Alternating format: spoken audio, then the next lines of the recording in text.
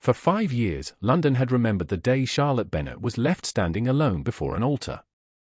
Society remembered failures far longer than kindness. It remembered embarrassment with a devotion that bordered on affection. On a cold February evening in 1864, beneath the glittering chandeliers of Lady Ashcombe's grand ballroom in Mayfair, Charlotte discovered that some wounds never truly vanished. They merely learned how to wear silk gloves and smile politely. Music drifted through the crowded room as couples moved across the polished floor in elegant patterns. Crystal reflected candlelight from every direction. Diamonds flashed at throats and wrists. The air smelled faintly of roses, beeswax, and expensive perfume. Everywhere she looked, young women laughed behind painted fans while ambitious mothers calculated futures with military precision. Charlotte stood near one of the tall windows overlooking the snow-covered garden, far enough from the center of attention to avoid unwanted conversation, yet close enough to observe the room. It was a position she had perfected over the years. At 27, she had become remarkably skilled at being present without truly belonging. "There she is," a woman whispered nearby. Charlotte did not turn her head. Experience had taught her that pretending not to hear was often the kindest thing one could do for everyone involved. "Who?" another woman asked. "Miss Bennett." The first speaker lowered her voice, though not enough. "The one who was abandoned at St. Matthew's Chapel." Charlotte continued gazing through the window. Outside, snow drifted softly across the garden paths. "Good heavens," the second woman murmured. "That was years ago. People do not forget such things." No, they did not. Society had many talents. Forgiveness was rarely among them. Charlotte lifted her teacup and took a careful sip. Her expression remained composed. Anyone watching would have assumed she had heard nothing at all. That assumption would have been incorrect. Every word reached her with perfect clarity. It simply no longer had the power to destroy her. 5 years earlier, she might have returned home in tears. 3 years earlier, she might have hidden in the ladies' retiring room until the humiliation passed. Tonight, she merely watched the snow. Growth often looked remarkably boring from the outside. "Charlotte." The familiar voice drew her attention away from the window. She turned to find Lady Margaret Whitmore approaching through the crowd. At 53, Margaret possessed the rare gift of honesty wrapped in kindness. Her silver hair was elegantly arranged beneath a sapphire headpiece that matched her gown. "You look beautiful tonight." Charlotte smiled warmly. "You say that every time you see me." "Because it remains true every time I see you." Margaret linked her arm through Charlotte's. "Although I admit your dressmaker deserves some credit." Charlotte glanced down at the deep blue silk gown she wore. It was simple compared to many of the elaborate creations surrounding her. The color complemented her gray eyes and dark brown hair. More importantly, it allowed her to breathe comfortably through an entire evening.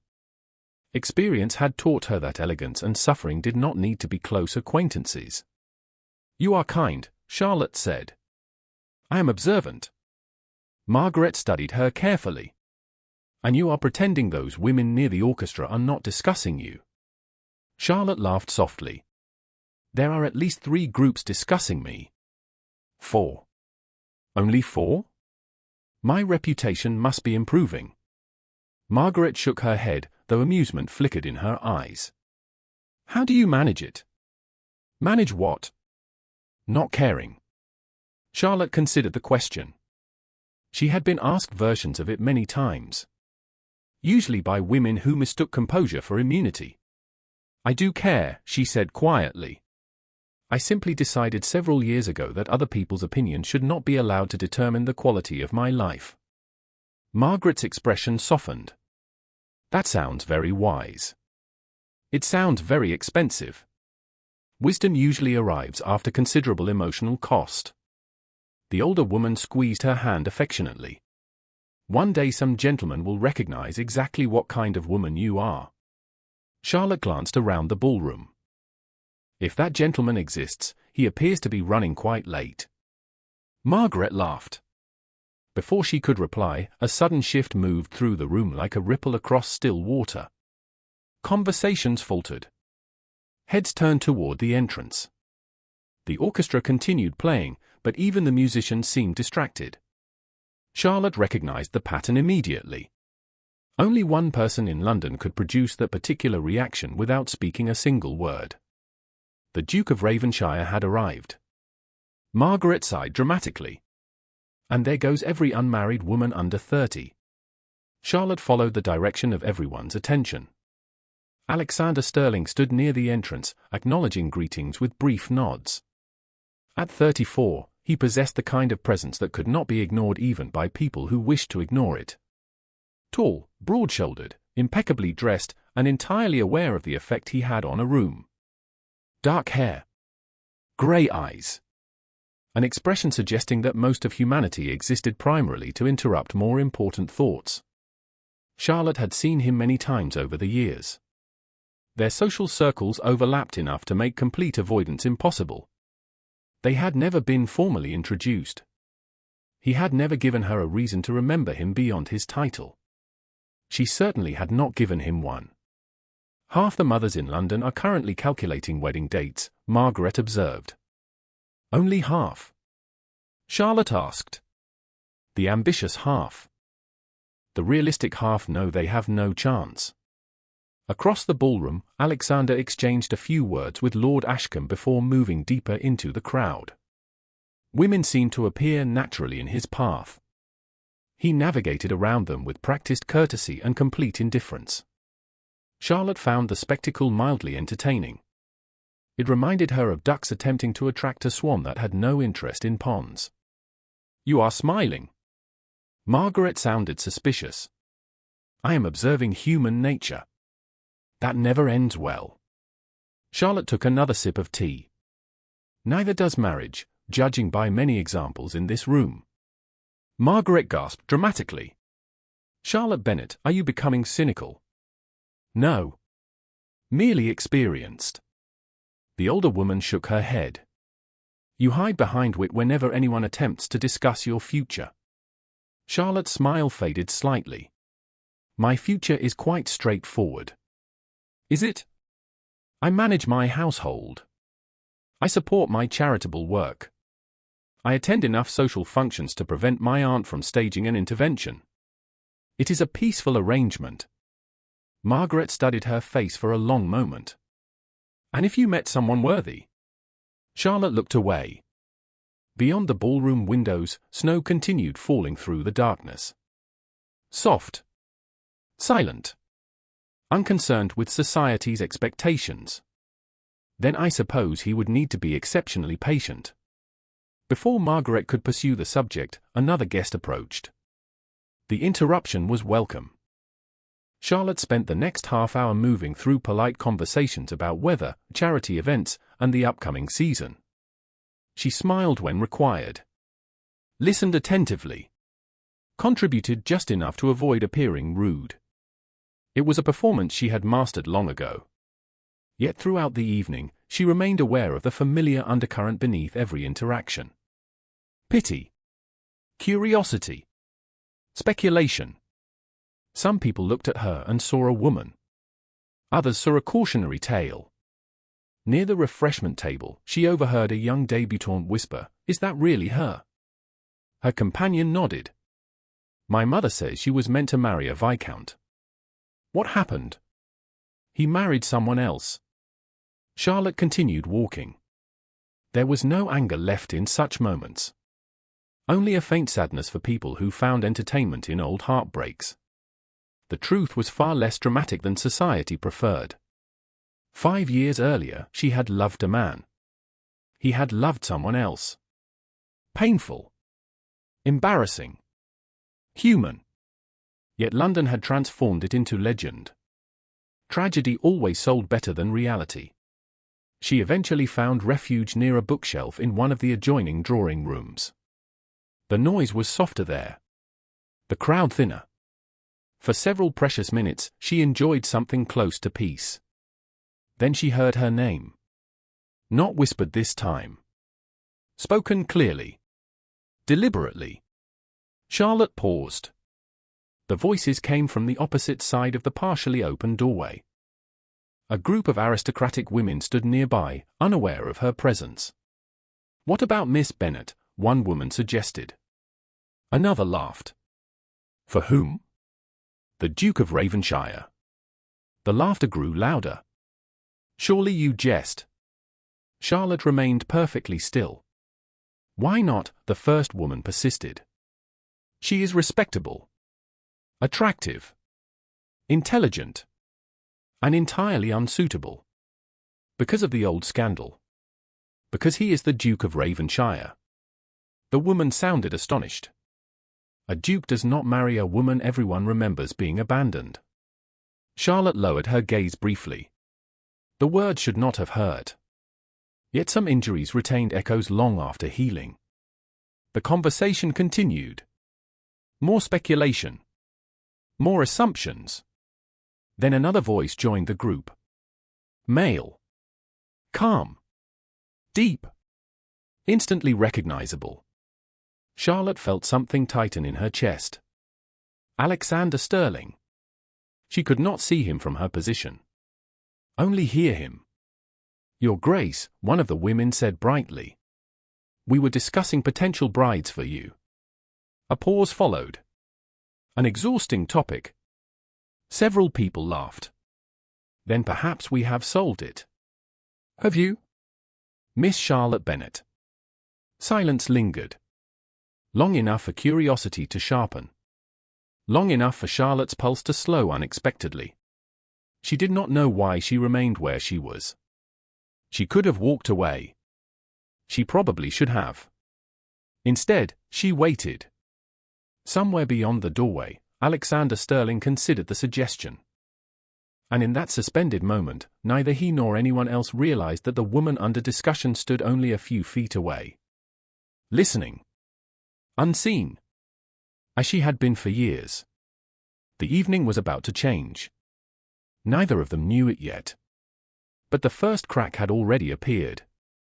The pause lasted only a few seconds. It felt considerably longer. Charlotte remained motionless beside the bookshelf, one hand resting lightly against the spine of a leather-bound volume she had no intention of reading.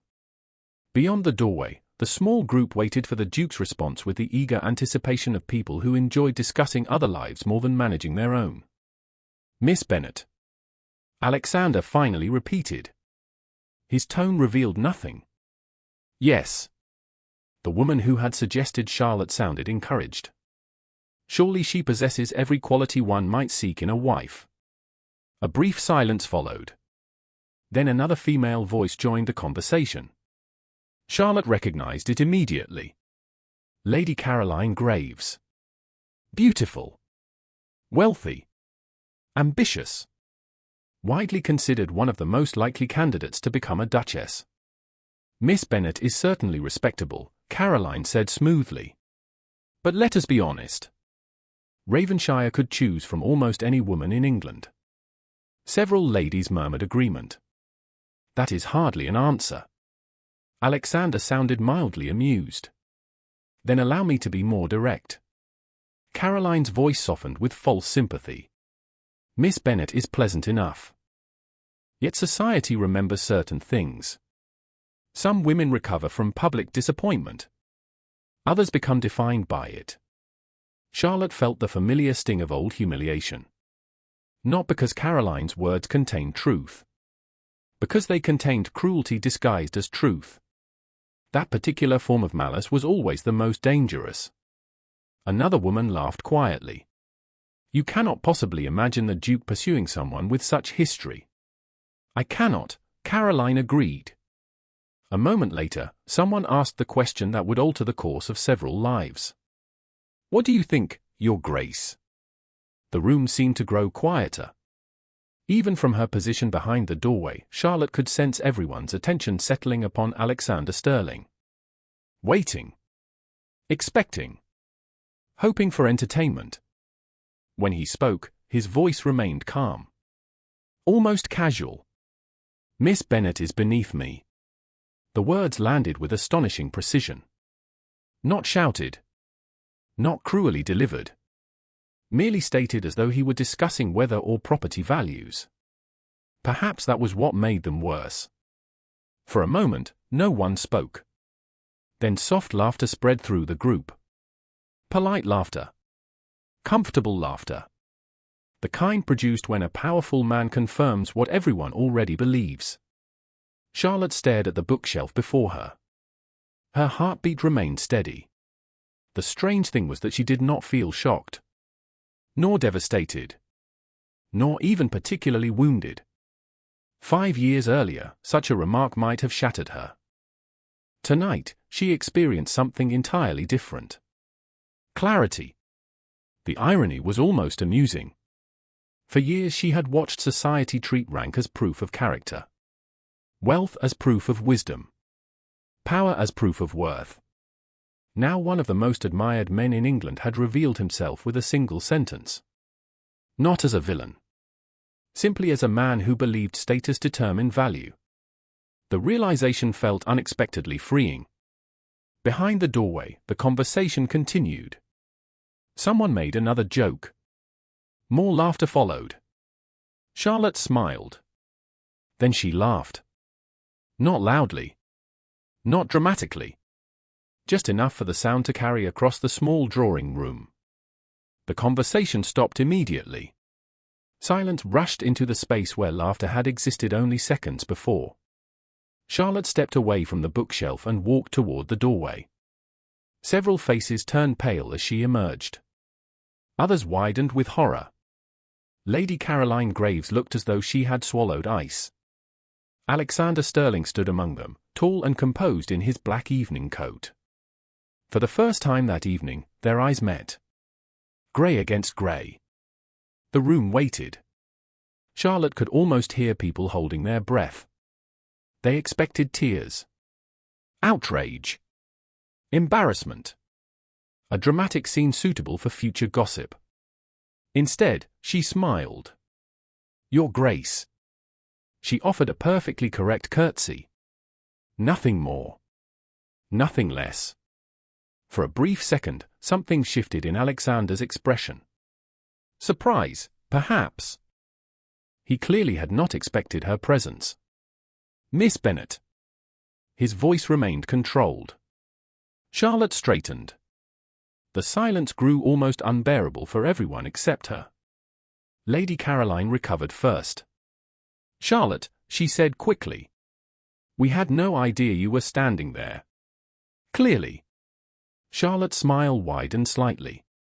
A few nervous chuckles escaped from the surrounding guests. Nobody knew what to do.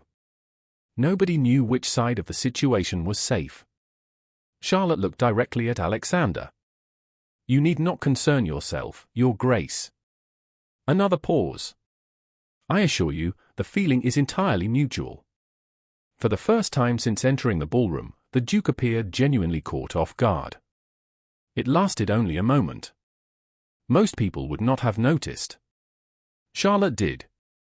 Then she laughed again. Softly. Warmly. As though the entire matter amused her rather than injured her. Which, at that point, it did. Good evening. She turned and walked away. No dramatic exit. No hurried retreat. No visible distress. She simply left the group standing in stunned silence and crossed the ballroom toward the main staircase. Behind her, conversation remained frozen. Even the orchestra seemed quieter. Halfway across the room, she heard Margaret Whitmore call her name. Charlotte slowed but did not stop. Margaret quickly caught up with her. Charlotte. The older woman looked horrified. My dear, are you all right? Perfectly. Perfectly. Margaret stared at her. The man just insulted you in front of half of London. Only half? Charlotte asked. Attendance must be lower than usual. Margaret groaned. This is not the time for humor. On the contrary. It is exactly the time for humor. They reached the cloakroom. A footman hurried forward to retrieve Charlotte's wrap. Margaret followed closely behind. You are leaving. I have suddenly remembered several more pleasant ways to spend my evening. Such as? Charlotte accepted her cloak. Reading. Sleeping. Organizing household accounts. Watching paint dry. Despite herself, Margaret laughed. Then concern returned. You should not have had to endure that. Charlotte fastened her gloves. No. But I did endure it. She paused. Which is rather the important distinction. Margaret's eyes softened. You are stronger than I was at your age. Charlotte looked toward the ballroom entrance. Music still floated through the house. Laughter had gradually resumed. Society never remained uncomfortable for long. No, she said quietly. I am simply tired of allowing other people to decide whether I deserve happiness. The older woman embraced her briefly. Promise you will send for me tomorrow. I promise. A few minutes later, Charlotte stepped into the cold London night. Snowflakes drifted beneath the glow of gas lamps. Carriages lined the street. Horses stamped their hooves against the frozen pavement. The sharp winter air filled her lungs. She felt lighter than she had in weeks. Behind her, inside the mansion, a scandal was already taking shape. She could almost hear it forming. By morning, every drawing room in Mayfair would know exactly what had happened. The Duke of Raven-shire had declared Miss Charlotte Bennett beneath him. Miss Charlotte Bennett had laughed in his face and walked away. The second half of that story interested society far more than the first. Charlotte climbed into her carriage and settled against the seat as the vehicle began moving through the snowy streets. She closed her eyes. The evening was finished. Alexander Sterling would disappear from her thoughts by breakfast. At least, that was what she believed. Inside Lady Ashcombe's ballroom, however, Alexander remained exactly where she had left him. Several guests attempted to restart the conversation. None succeeded. Lady Caroline finally broke the silence. Well. Her smile looked strained. That was awkward. Nobody responded. Alexander's gaze remained fixed upon the doorway through which Charlotte had disappeared. He replayed the encounter in his mind. Not her words. Those had been brief enough. Not her departure. What troubled him was the laughter. He had expected anger. Embarrassment. Hurt. Perhaps even tears. Instead, she had looked at him as though his opinion carried no more weight than a passing comment from a stranger. As though he were entirely irrelevant. It was an unfamiliar sensation. Unpleasantly unfamiliar. Your Grace? Caroline prompted gently. Alexander blinked. Forgive me. You seem distracted. Do I? A little. He glanced toward her. Caroline offered a carefully practiced smile. Beautiful. Polished. Predictable. For reasons he could not explain, he suddenly found the expression exhausting. Across the ballroom, guests had already resumed dancing. Yet fragments of conversation drifted through the room. Whispers. Speculation. Curiosity. All centered upon one woman who was no longer present. Alexander looked toward the entrance again. Strange. He had spent years ignoring countless women eager for his attention. Tonight, the only one who interested him was the one who had walked away. And for the first time in a very long time, Alexander Sterling found himself wondering whether he had made a mistake. Alexander Sterling had built his reputation upon certainty. For more than a decade, he had moved through London's highest circles with the quiet confidence of a man accustomed to being right. His decisions expanded estates, settled disputes, and strengthened alliances. His judgment was trusted in Parliament, respected in business, and rarely questioned anywhere society gathered. Yet 3 days after Lady Ashcombe's ball, he found himself standing beside the window of his study at Raven-shire House, staring at a report he had read for times without absorbing a single word. Snow still covered the rooftops beyond the glass. The city stretched beneath a grey winter sky. Carriages moved through the streets below. Chimneys released pale smoke into the cold air. None of it held his attention. His thoughts kept returning to the same moment. The same woman. The same laugh. He folded the report and set it aside. The sound of the study door opening drew his attention. Nathaniel Mercer entered carrying a stack of correspondence. At 36, Nathaniel had served as Alexander's closest friend and estate solicitor for nearly a decade. Unlike most people, he possessed no fear of disagreeing with a duke. "You are staring at that window again," Nathaniel observed. "It has become one of your more concerning hobbies." Alexander turned away from the glass.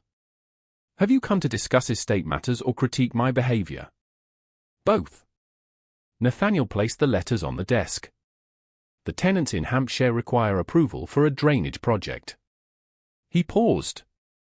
"And you have spent the last 3 days behaving like a man who misplaced something valuable." "I have misplaced nothing." Nathaniel sat comfortably in the chair opposite the desk. "Then why do you keep looking as though someone insulted you?" Alexander considered denying it. The attempt seemed pointless. "No one insulted me." Nathaniel raised an eyebrow. "That is not a denial." Silence stretched between them. Finally Alexander exhaled. "Do you know Charlotte Bennett?" Nathaniel blinked. "That is not the direction I expected this conversation to take." "Do you know her?" "Slightly." Nathaniel leaned back. "Why?" Alexander walked toward the fireplace. Flames crackled softly behind the protective screen. "I encountered her at Lady Ashcombe's gathering." "So I heard." The solicitor's expression became suspiciously interested. "London appears quite fascinated by the event." Alexander frowned. "People exaggerate." "Do they?" Nathaniel looked amused. "According to the version I heard, an entire ballroom witnessed the first woman in England completely unimpressed by the Duke of Raven-shire." "Nonsense." "Perhaps. Yet the story grows more entertaining every time it is repeated." Alexander stared into the fire. He disliked how accurately the rumors reflected reality. "Tell me about her." Nathaniel's amusement faded. "Miss Bennett?" "Yes." "Why?" Alexander searched for an acceptable answer. None appeared. "Curiosity." Nathaniel laughed outright. "That is even worse. Must everything become a source of entertainment for you? When you begin asking questions about women, absolutely." The Duke ignored the comment. "What do you know?" Nathaniel studied him for a moment before answering. "Her father was Viscount Bennett. A decent man by most accounts. He died several years ago." Alexander nodded. Most of that information sounded familiar. "And?" "She lived with her aunt in Mayfair. Manages the household finances herself. Supports several charitable projects." "Such as?" Nathaniel appeared mildly surprised by the question. "A school in Whitechapel. A literacy program for working women. Funding for a small clinic near Westminster." Alexander looked up. "She manages all of that?" "Apparently. Why have I never heard about it?" Nathaniel smiled faintly. "Because she does not spend her evenings announcing her virtues to strangers." The answer irritated him for reasons he could not explain. During the following hour, Alexander attempted to focus on estate business. He reviewed contracts, approved expenditures, responded to correspondence. Yet his concentration remained fragmented. Every time his mind drifted, it returned to Charlotte Bennett. Not the scandal from 5 years earlier. Not society's version of her. The actual woman. Intelligent eyes. Controlled composure. That laugh. Particularly the laugh. Most people sought approval from powerful men. Charlotte Bennett had treated his approval as entirely irrelevant. It should not have mattered. Yet somehow it did. By Thursday afternoon, the matter had become impossible to ignore. Alexander left a meeting earlier than usual and instructed his carriage driver to take a longer route through the city. He told himself he needed fresh air. The explanation convinced no one, including himself. The carriage rolled through busy streets lined with shops and townhouses. London bustled despite the winter weather. Vendors called to customers. Children darted between pedestrians. Workers hurried through the cold carrying parcels and crates. Alexander watched absent-mindedly through the window. Then something unexpected caught his attention. "Stop!" The carriage halted immediately. Alexander leaned forward. Across the street stood a modest brick building he vaguely recognized. Several women emerged from the entrance carrying books. Others entered through the front door. Above the entrance hung a simple sign: Bennett Women's Reading Society. His gaze narrowed. Surely not. He opened the carriage door and stepped onto the sidewalk. The cold air struck his face.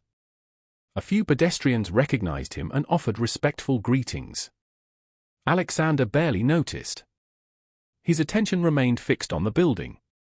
Moments later, the front door opened again. Charlotte Bennett stepped outside. She wore a dark green cloak trimmed with simple fur. Snowflakes rested lightly upon her hair. For an instant, Alexander simply watched. There was something different about her here. Something lighter. The guarded distance she carried through society seemed absent. A young woman emerged behind her carrying several books. "Miss Bennett?" the girl asked. Charlotte smiled. A genuine smile. Warm and effortless. "You have finished all 3 already. I stayed up late reading. Then I shall need to find something more challenging for you." The young woman laughed. "My brother says I read too much. Your brother should develop better habits." Another woman approached carrying a basket. Charlotte greeted her by name. Then another. And another. Each interaction felt natural. Comfortable. Familiar. These people knew her. Not as a cautionary tale. Not as a failed bride. Simply as Charlotte. Alexander remained where he stood, strangely unwilling to leave. After several minutes, Charlotte finally turned in his direction. Her eyes widened slightly when she recognized him across the street. Not dramatically. Just enough to reveal surprise. They looked at each other for a brief moment. Then Charlotte inclined her head politely. Nothing more. No embarrassment. No anger. No effort to attract attention. She simply acknowledged his existence and returned to her conversation. Alexander found himself oddly disappointed. He had no idea why. A coach passed between them. By the time it moved on, Charlotte had disappeared back inside the building. The door closed behind her. The street returned to normal. Yet Alexander remained standing in the cold several seconds longer than necessary. "Your Grace," his driver called cautiously. Alexander blinked. "Yes. Shall we continue?" He glanced toward the Reading Society one final time. "Yes." The carriage resumed its journey. That evening, however, the image remained with him. Not the ballroom. Not the scandal. A different image entirely. Charlotte standing among ordinary people. Smiling. Teaching. Listening. The version of her society never discussed. 2 days later, another opportunity presented itself. Lord Pembroke hosted a luncheon attended by several members of Parliament and their families. Alexander accepted the invitation primarily because refusing would create unnecessary questions. Upon arrival, he immediately regretted the decision.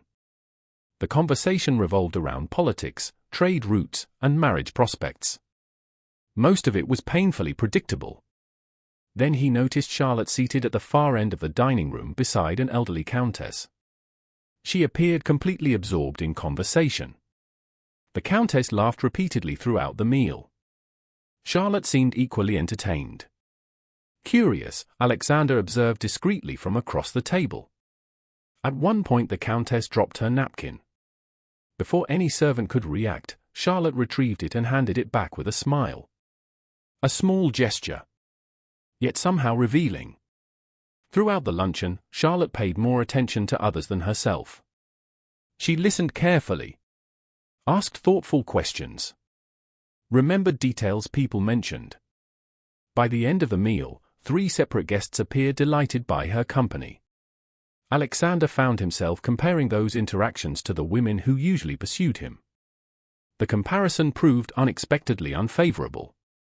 Later, as guests gathered in the drawing room, he overheard 2 gentlemen discussing her. "Remarkable woman," one said. "Who?" asked the other. "Miss Bennett." "Really? She helped my niece obtain a teaching position after her father died. Never asked for recognition." Alexander slowed his pace. The second gentleman nodded. "I have heard similar stories. Most people have. They simply do not connect them to her."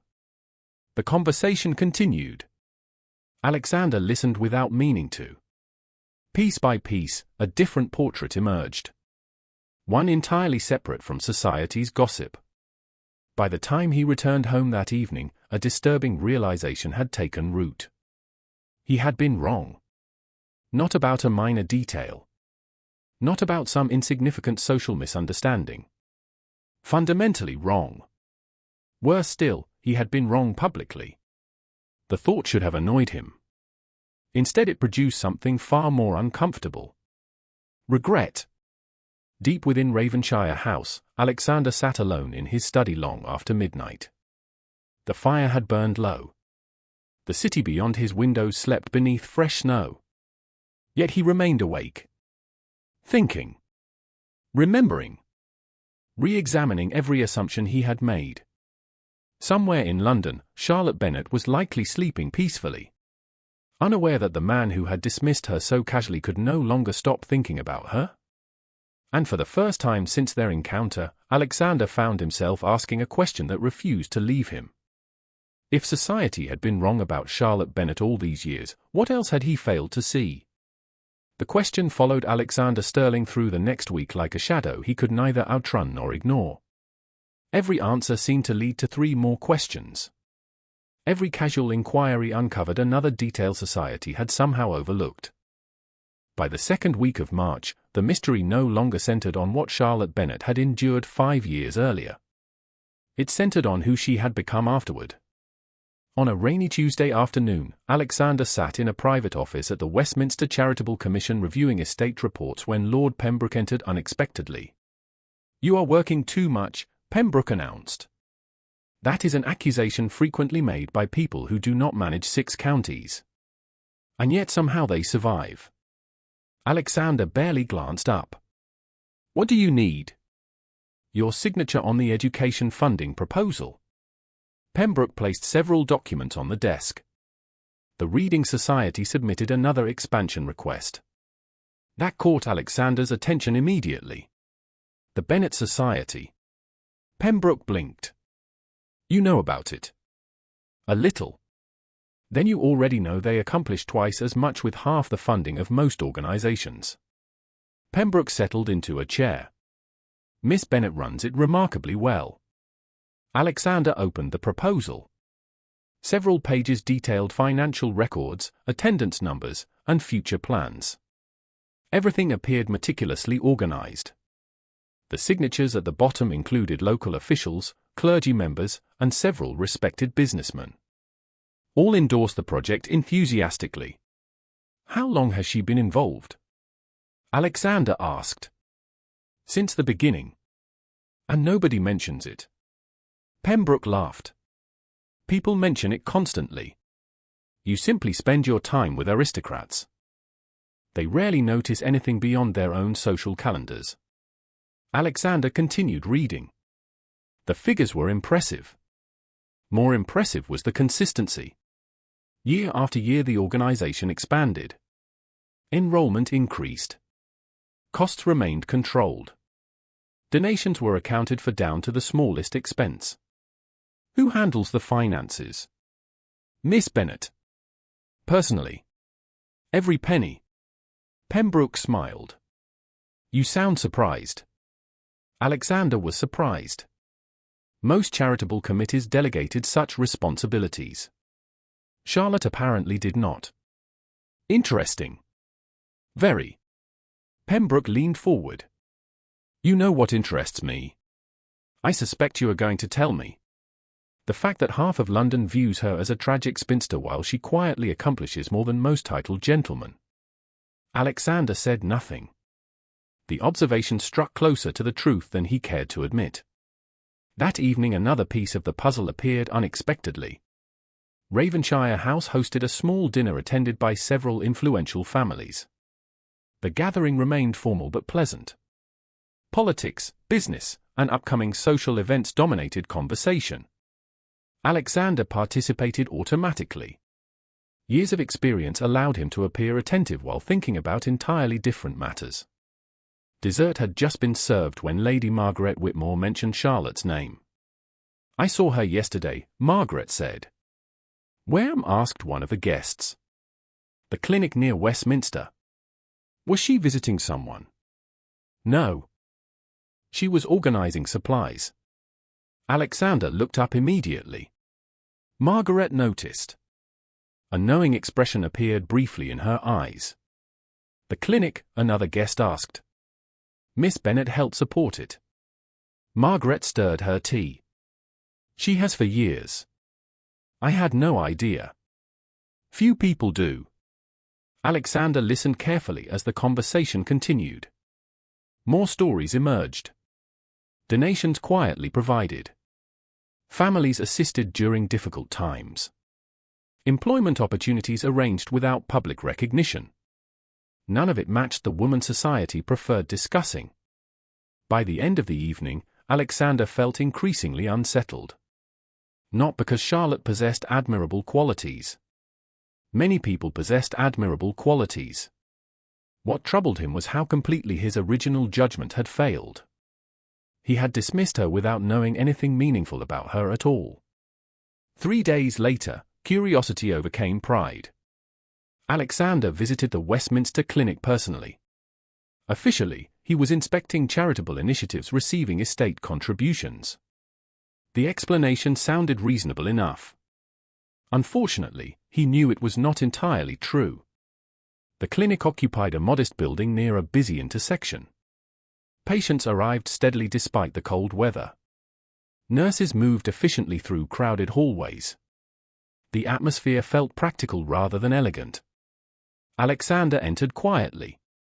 No one paid particular attention to him at first. Then a physician recognized him and hurried forward. Your Grace. Doctor. Alexander shook the man's hand. I hope I am not interrupting. Not at all. The physician smiled. We are grateful for your support. Alexander glanced around. I understand Miss Bennett is involved here. The doctor's face brightened immediately. Very much so. In what capacity? Nearly every capacity. The physician laughed softly. Fundraising. Organization. Supplies. Education. She somehow manages all of it. Alexander followed him down a corridor. Several rooms opened on either side. Patients rested quietly while staff attended them. Nothing extravagant. Nothing dramatic. Just people helping other people. Does she receive compensation? Alexander asked. None. The doctor stopped beside an office. She arrives 3 days each week regardless of weather. Why? The physician looked genuinely surprised by the question. Because she cares. Such a simple answer. Yet somehow difficult to dismiss. Voices drifted from the next room. One belonged to Charlotte. Alexander recognized it instantly. The doctor smiled. She is here today. Before Alexander could respond, Charlotte emerged carrying a stack of notebooks. She stopped abruptly upon seeing him. Surprise flashed across her features. Then composure returned. Your Grace. Miss Bennett. A brief silence followed. Not uncomfortable. Merely unexpected. Charlotte glanced toward the physician. I did not realize we were receiving distinguished visitors. Neither did I, Alexander admitted. The physician wisely excused himself moments later, leaving them alone in the corridor. Charlotte shifted the notebook slightly. May I assist you with something? Perhaps. Alexander searched for the right words. Finding them proved unexpectedly difficult. I was unaware of your involvement here. Many people are. Her tone remained polite but carried unmistakable meaning. Alexander deserved that. Apparently. Charlotte studied him carefully. Is there a reason you came? A direct question. Fair.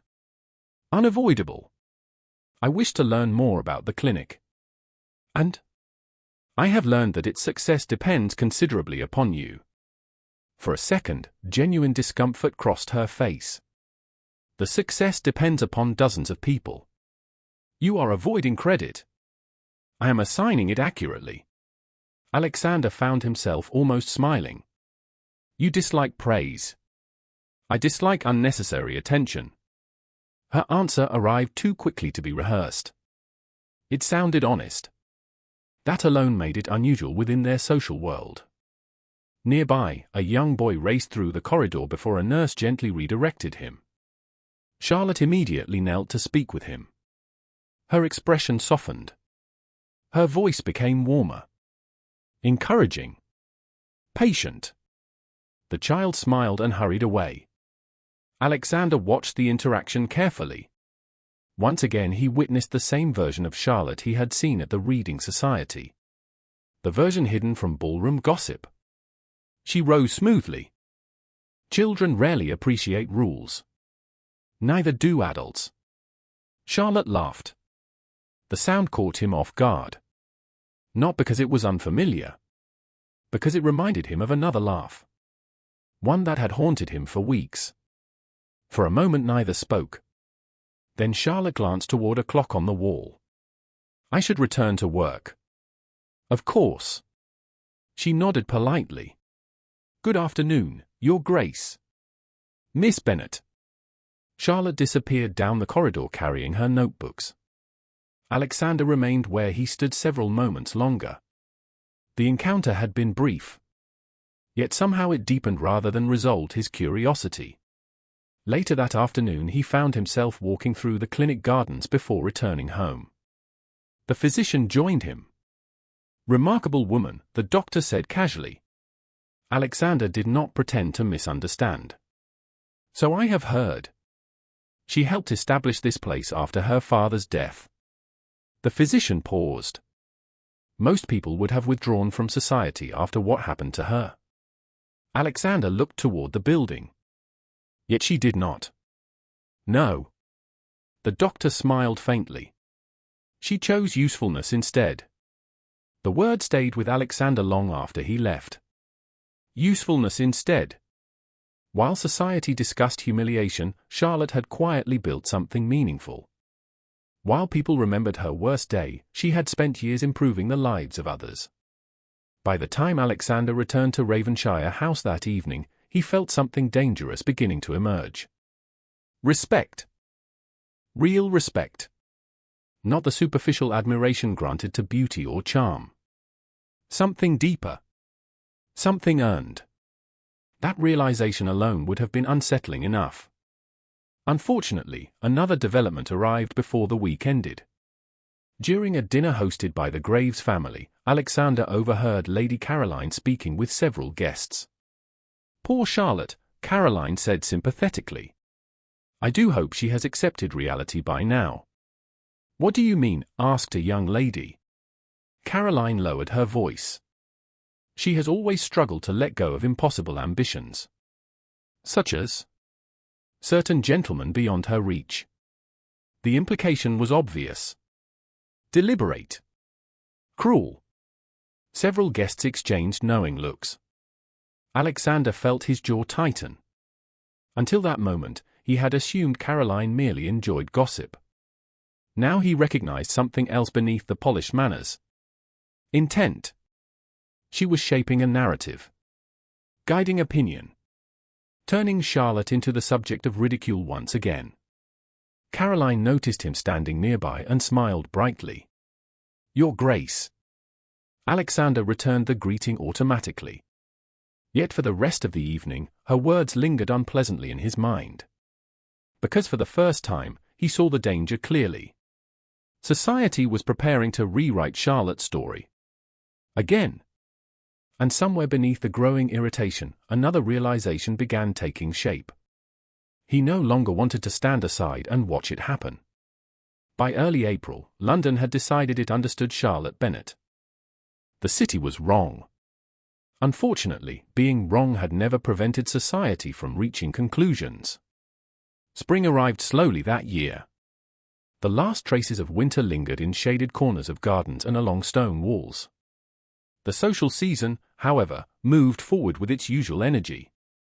Invitations multiplied. Ballrooms reopened. Drawing rooms filled with speculation, ambition, and carefully disguised competition. Charlotte navigated it all with the calm patience of someone who had long ago accepted that public opinion behaved much like weather. It changed constantly and rarely listened to reason. On a bright Thursday morning, she sat in the Reading Society's office reviewing expense ledgers while sunlight filtered through tall windows.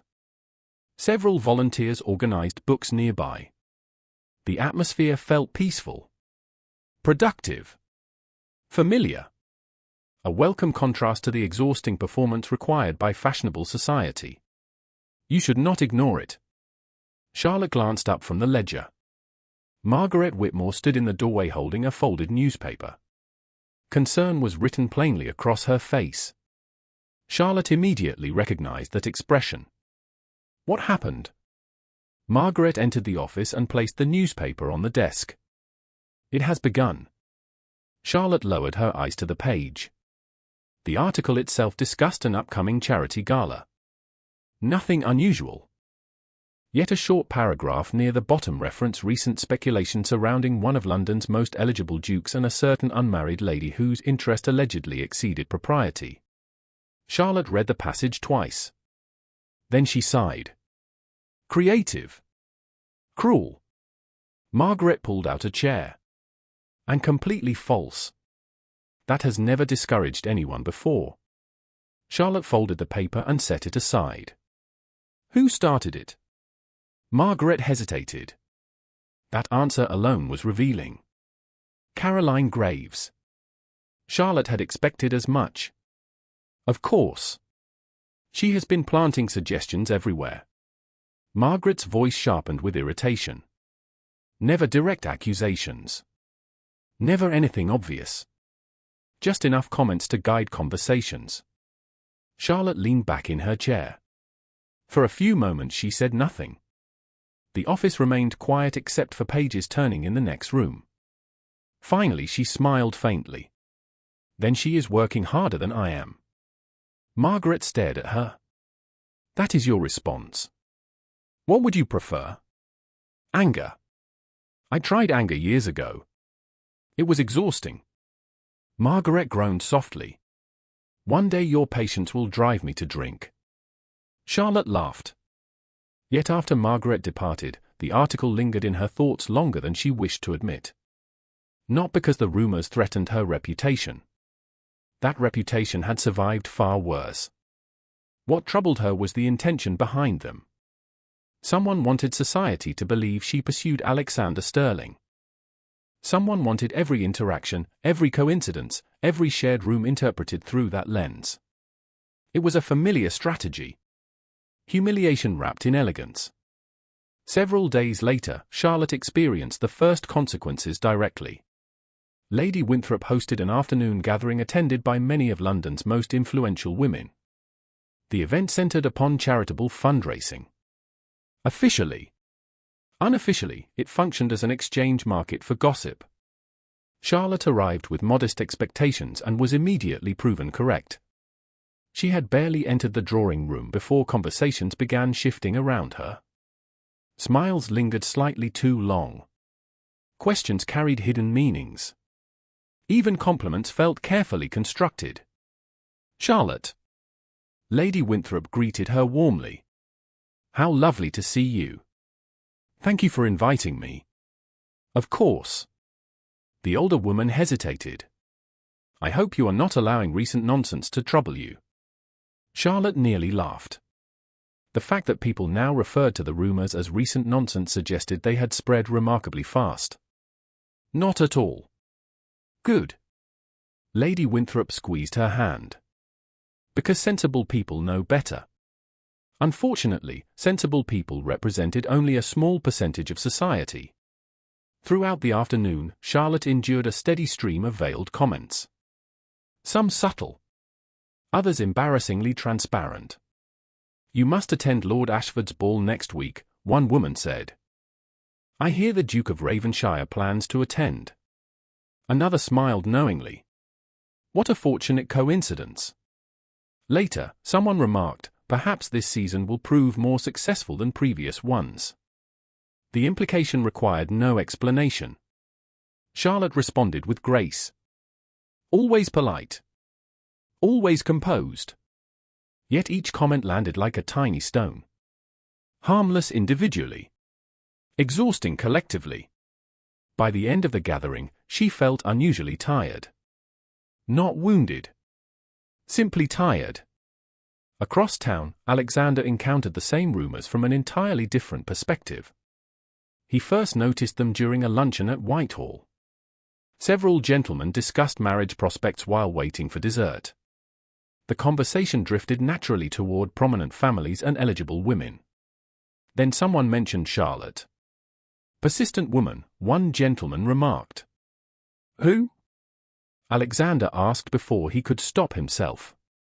"Miss Bennett." The man chuckled. "Apparently she has set her sights rather high." Silence settled briefly around the table. Alexander's expression hardened. "I beg your pardon." The gentleman looked startled. "The rumors, Your Grace. Surely you have heard them." "I have heard many rumors." His voice remained calm. That made it considerably more intimidating. "Most prove inaccurate." An uncomfortable pause followed. The subject changed quickly. Yet Alexander's irritation remained long after the meal ended. Because he knew exactly where such gossip led. He had watched society destroy reputations through repetition alone. A lie spoken often enough eventually acquired the appearance of truth. Later that evening, Nathaniel Mercer found him pacing the study at Raven-shire House. "You are wearing a path into the carpet." Alexander ignored the observation. "How widespread are the rumors?" Nathaniel sighed. "More widespread than they were last week." "And?" "Less widespread than they will be next week if no one stops them." Alexander stopped pacing. "Who started them?" "Caroline Graves." "You are certain?" Nathaniel nodded. As certain as one can be regarding something she never says directly. Alexander moved toward the window. Outside, rain tapped softly against the glass. London glimmered beneath scattered gas lamps. "Charlotte knows." "Undoubtedly." Nathaniel studied him carefully. "The question is whether she cares." Alexander remembered every encounter he had shared with Charlotte. The reading society. The clinic. The luncheon. Her quiet confidence. Her refusal to seek approval. "She cares," he said quietly. "She simply refuses to let people see it." Nathaniel's expression softened slightly. "You understand her better than you did a month ago." The observation was uncomfortably accurate. Several days later, their paths crossed again. This time at an outdoor charity event held in Hyde Park. Spring sunshine finally broke through the clouds. Families strolled along pathways lined with blooming flowers. Musicians performed beneath white tents. Volunteers collected donations for local schools. Charlotte spent most of the afternoon assisting organizers and greeting supporters. She enjoyed events like this. They focused on purpose rather than performance. Unfortunately, even purpose could not entirely escape gossip. While speaking with a donor near one of the tents, Charlotte overheard two women standing nearby. "There she is. Do you think it is true?" "Everyone says so." Imagine pursuing a duke after already suffering one public rejection. The words struck harder than she expected. Not because they were cruel. Because they resurrected memories she preferred buried. For an instant, the noise around her faded. 5 years disappeared. She saw another ballroom. Another season. Another future that had collapsed before it truly began. The memory passed quickly. Yet it left behind a familiar ache. Charlotte inhaled slowly. Then continued her conversation as though nothing had happened. Across the lawn, Alexander had witnessed the entire exchange. He had arrived only minutes earlier. Just in time to see the women whisper. Just in time to see Charlotte's expression change. Most observers would have missed it. The shift lasted less than a second. Alexander did not miss it. For the first time, he saw clear evidence that the rumors were hurting her. Not visibly. Not dramatically. Yet they were hurting her nonetheless. Charlotte smiled. Continued speaking. Maintained perfect composure. The performance was flawless. That somehow made it worse. The two women eventually drifted away. Charlotte turned toward another group of guests. She never noticed Alexander watching from across the lawn. But he continued watching. The realization settled heavily in his chest. Society had learned nothing. 5 years ago, people had transformed her heartbreak into entertainment. Now they were doing it again. Different story. Same cruelty.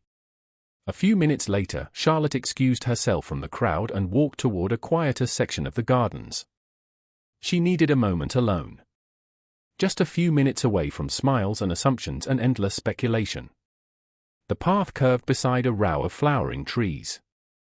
Birds sang overhead. The afternoon should have felt peaceful. Instead, exhaustion pressed against her like a weight. "Miss Bennett." She stopped.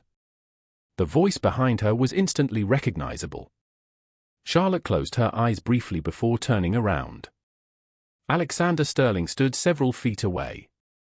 Sunlight filtered through the branches above him. For a moment neither spoke. Then he noticed something unusual. Her smile was gone. Not replaced by anger.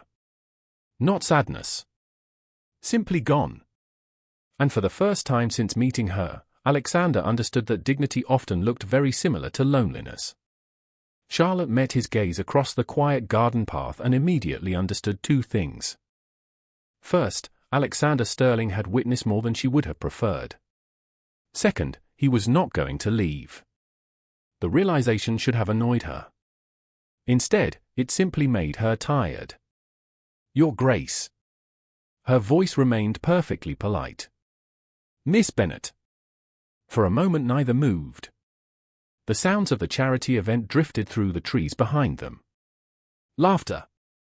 Music. Conversation. Life continuing as though nothing had changed. Alexander studied her carefully. Gone was the easy smile she wore for the public. Gone was the calm amusement that usually accompanied their encounters. What remained was a woman who looked exhausted from carrying burdens she never discussed. "You left rather suddenly," he said. Charlotte almost laughed. "I walked approximately 80 yards. You know what I mean." "Unfortunately, I do." The honesty of the reply surprised them both. Alexander hesitated. He was not accustomed to these conversations. Estate negotiations. Parliamentary debates. Business agreements. Those he understood. This felt entirely different. More dangerous somehow. "I heard what those women said." Charlotte looked away toward the flowering trees. "Then I am sorry you were subjected to such tedious conversation. You are avoiding the issue. Perhaps because discussing it will not improve it." Alexander frowned. "Does it not anger you?" Charlotte was quiet for several seconds. When she finally answered, her voice was softer. "Not everything painful is anger." The word settled between them. Alexander felt an unexpected sense of shame. Not because of the rumors. because he suddenly realized how much suffering could exist beneath composure. Society rewarded women for appearing unaffected. It rarely considered the cost.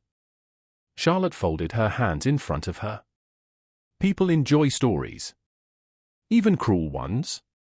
Especially cruel ones. A faint smile touched her lips, though sadness lingered behind it. Happy people are rarely interesting to gossip about.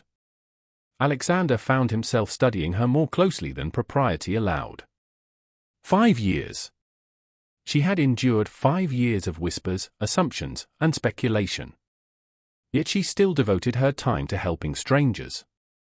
Still attended social functions. Still carried herself with dignity.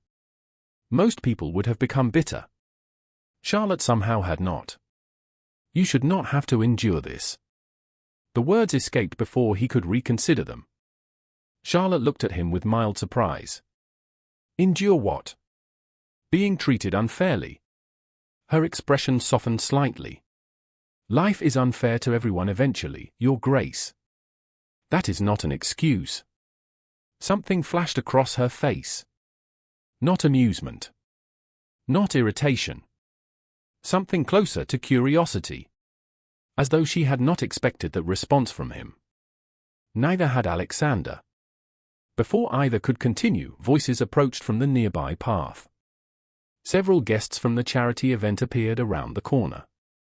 Charlotte immediately straightened. The private moment vanished. Society returned. Miss Bennett. Lady Caroline Graves approached with 3 companions. Her smile was flawless. There you are. Charlotte greeted her politely. Alexander remained silent. Caroline's eyes moved between them. Satisfaction flickered briefly behind her pleasant expression. How fortunate, she said.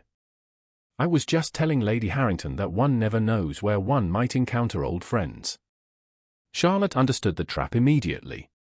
So did Alexander. Lady Harrington glanced between them with open curiosity. Indeed. Caroline laughed lightly. Although perhaps not entirely unexpected in this case. The implication hung in the air. Deliberate. Elegant. Poisonous.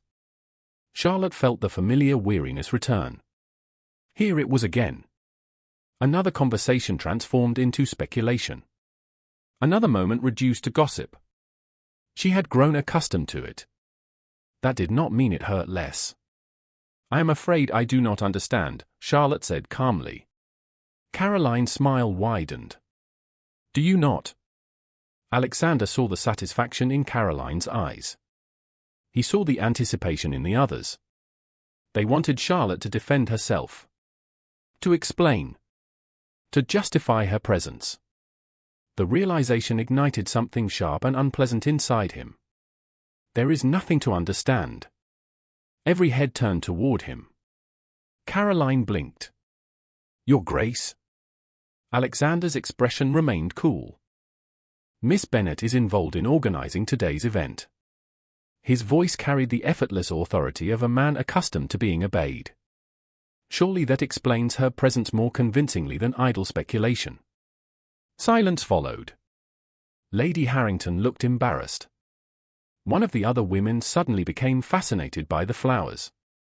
Caroline recovered quickly, though disappointment flickered beneath her smile. Of course. I meant no offense.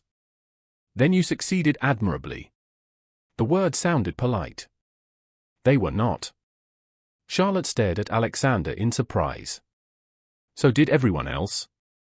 Caroline's smile faltered. Only slightly. Yet it was enough. I see. She inclined her head. Please excuse us. Moments later the women moved away down the path. Their departure left behind a strange silence. Charlotte looked at Alexander. That was unnecessary. Was it? I am capable of managing Lady Caroline. I know. He paused. That does not mean you should have to. Charlotte had no immediate response. The answer unsettled her more than she cared to admit. For years, people had watched. Commented. whispered. Very few had intervened.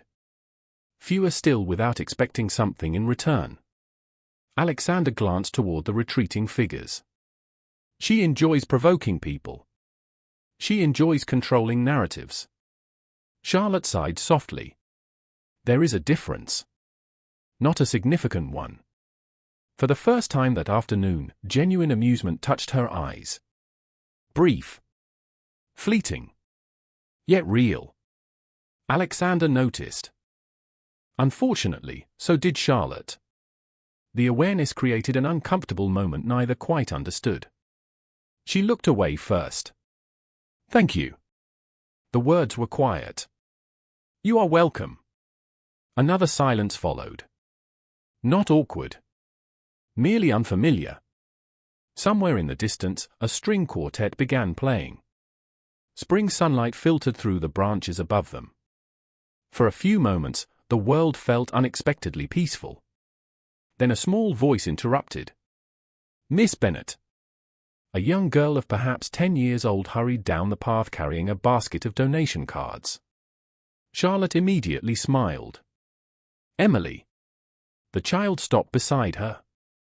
We need more collection sheets near the south tent. I will come help. Emily nodded enthusiastically. Then she noticed Alexander. Her eyes widened. Are you a duke?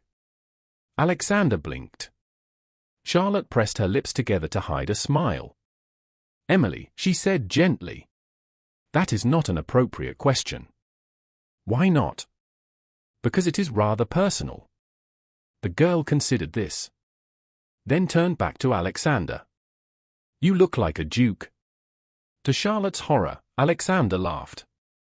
A genuine laugh. Low and unexpected. Emily grinned triumphantly. See? Charlotte shook her head. I apologize. Do not. Alexander's expression softened as he looked at the child. It is the most honest conversation I have had all week. Emily seemed pleased by this assessment. A moment later she remembered her mission and hurried back toward the event. Charlotte watched her go. She lost both parents last year. And now? Now she reads every book she can find and asks impossible questions. Alexander looked at her. Like someone else I know. Charlotte rolled her eyes. I should return to work. Yet neither moved immediately. The moment lingered. Quiet. Unexpectedly comfortable. Then reality returned. A messenger approached from the main event carrying a folded note. Miss Bennett. He handed her the paper. Charlotte opened it. As she read, the color drained slightly from her face. Alexander noticed instantly. What is it? She folded the note. Too quickly. Nothing. The answer was unconvincing. Miss Bennett. She looked away. A volunteer from the Reading Society. Her voice remained steady. Someone delivered several anonymous letters this morning. Alexander's expression hardened. Letters. Charlotte nodded. Nothing serious. Yet her fingers tightened around the paper. Simply unpleasant. Alexander did not need further explanation. The rumors were escalating. No longer confined to drawing rooms and ballrooms. They were reaching into the work she cared about most. He felt anger stir again. Stronger this time. Charlotte seemed to sense it. Please do not look like that. Like what? Like you intend to challenge London itself. An appealing idea. Despite everything, she laughed. Softly. Wearily. But she laughed. The sound eased something inside him. Then she tucked the note into her reticule and squared her shoulders. The vulnerable expression disappeared. The composed Charlotte Bennett returned. The children still need books, she said. The clinic still needs supplies. The Reading Society still needs funding. She met his gaze steadily. Life continues. Alexander looked at her for a long moment. At her courage. At her exhaustion. at the strength she carried so quietly that most people never noticed it at all. And for the first time, he understood that what impressed him most was not her resilience. It was the fact that she remained kind despite everything. Charlotte inclined her head politely. "Good afternoon, Your Grace." Then she turned and walked back toward the crowded charity event. Toward responsibilities. Toward rumors. Toward people who would continue judging her without knowing her. Alexander watched her disappear into the crowd. This time, however, something had changed. The guilt remained. The respect had deepened.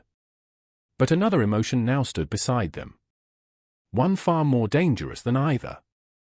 Because for the first time since their paths had crossed, Alexander Sterling no longer found himself merely curious about Charlotte Bennett. He found himself wanting to protect her. 3 days after the charity event, invitations arrived across London for the Hartwell Spring Ball. Every season possessed one gathering capable of drawing nearly every influential family into the same ballroom. This year, the Hartwell event held that distinction. By the afternoon of the ball, anticipation had spread through Mayfair with remarkable speed. Mothers discussed prospects. Daughters discussed gowns. Gentlemen discussed everything except the fact that they intended to attend for exactly the same reasons. Charlotte Bennett would have preferred to remain home. Unfortunately, Lady Margaret Whitmore possessed little patience for avoidance. "You are going." Margaret sat comfortably in Charlotte's drawing room while a maid adjusted ribbons on a pale silver evening gown. "I have already sent our acceptance." Charlotte looked up from the book she had been attempting to read. "You accepted on my behalf?" "Naturally." "That seems suspiciously authoritarian." "That is because it was." Margaret smiled. "You have spent 2 weeks hiding behind charitable work." "I was not hiding." "You organized 3 fundraising meetings, reviewed accounts for 2 organizations, and personally visited every project under your supervision." "Those things needed doing." "Charlotte." Margaret folded her arms. "You are avoiding society." Charlotte returned her attention to the book. "Society appears quite capable of surviving without me." "That is not the point." The older woman studied her carefully. "You cannot allow Caroline Graves to chase you from every ballroom in London." Charlotte sighed softly. The frustrating part was that Margaret was correct. Retreat would only confirm the rumors. "Very well." Margaret immediately looked pleased. "Excellent. I dislike when you are right." "That is because it happens so often." Several hours later, Charlotte stood near the grand entrance of Hartwell House while guests flowed steadily into the ballroom. Crystal chandeliers illuminated polished marble floors. Fresh flowers decorated every corner. Music drifted from an elevated orchestra platform. The room glowed with wealth, elegance, and ambition. Charlotte recognized many faces. Some greeted her warmly. Others offered smiles that concealed curiosity. A few openly observed her as though she represented a puzzle requiring solution. She ignored them all. Experience had made such attention easier to endure. Across the ballroom, Lady Caroline Graves arrived wearing deep emerald silk and enough confidence to illuminate the room without assistance from candles. Several gentlemen immediately approached her. Caroline accepted their admiration gracefully. Yet her gaze moved repeatedly toward the entrance. Waiting. Searching. Charlotte suspected she knew for whom. The answer arrived 20 minutes later. A subtle shift passed through the crowd. Conversations lowered. Heads turned. The Duke of Raven-shire entered the ballroom. Charlotte looked away immediately. Unfortunately, not before noticing that he looked directly at her. The realization annoyed her more than it should have. Over the past several weeks, Alexander had appeared with increasing frequency in her thoughts. She disliked that fact. It suggested a lack of discipline she preferred not to examine closely. "You noticed him?" Margaret appeared beside her carrying 2 glasses of lemonade. Charlotte accepted one. "The entire room noticed him." "That was not my question." Charlotte took a sip. "You are becoming tiresome." Margaret laughed. "That means I am correct." Before Charlotte could respond, the orchestra began a new waltz. Couples moved toward the dance floor. The familiar ritual repeated itself throughout the room. Invitations extended. Partners selected. Social calculations performed with remarkable efficiency. Charlotte remained where she was. She enjoyed observing dances considerably more than participating in them. That preference had developed over years of necessity. After the scandal surrounding her broken engagement, invitations had gradually become less frequent. People often assumed rejection became easier with repetition. It did not. One merely learned how to hide disappointment more effectively. "Would you care to dance?" Margaret asked. Charlotte nearly choked on her lemonade. "With whom?" "Anyone." "That seems unlikely." "Nonsense."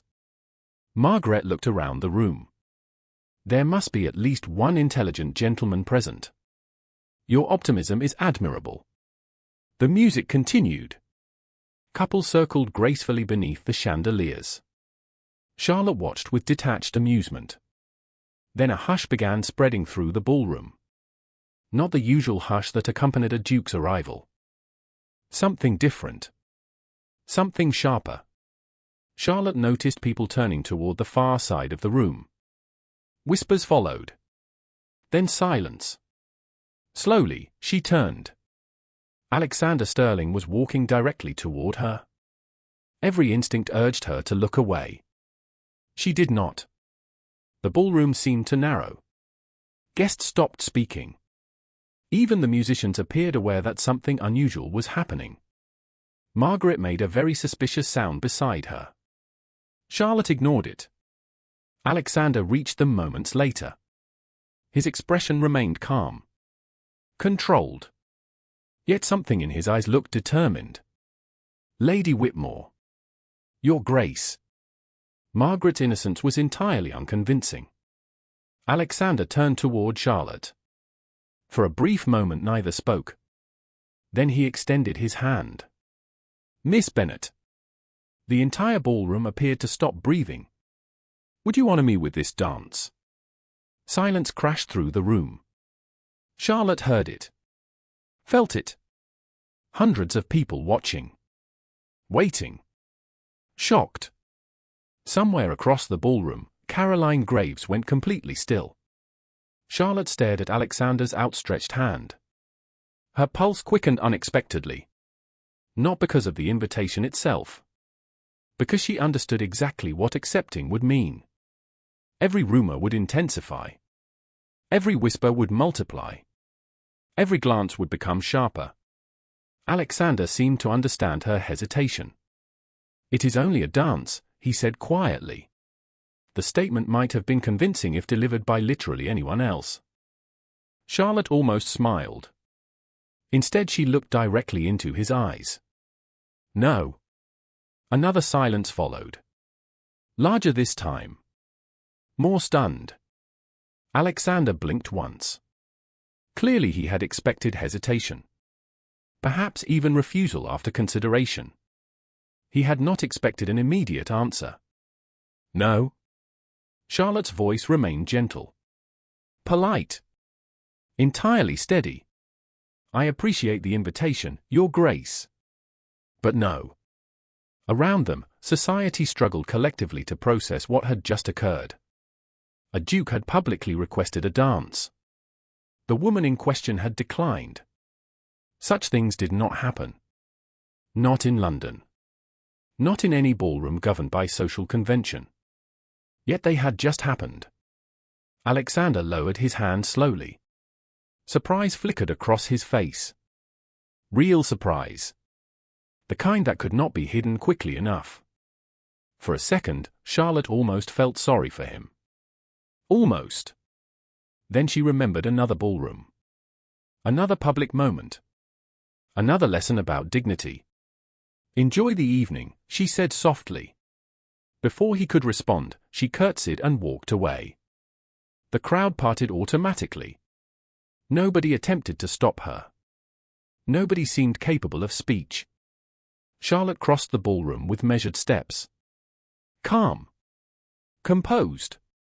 Inside, her heart pounded so hard she feared someone might hear it. She reached a side corridor and finally exhaled. What had she done? The answer arrived immediately. Protected herself. For 5 years, she had rebuilt a life from the ruins of public humiliation. She would not place her peace in someone else's hands again. Not even a duke's. Especially not a duke's. Back inside the ballroom, Alexander remained exactly where she had left him. The orchestra faltered briefly before recovering. Conversations resumed in scattered bursts. Whispers erupted across every corner of the room. Yet Alexander barely heard any of it. Nathaniel Mercer appeared beside him moments later. Well? Alexander looked at his friend. Do not. Nathaniel nodded thoughtfully. You were rejected. Thank you for clarifying. Publicly. Alexander closed his eyes briefly. Nathaniel.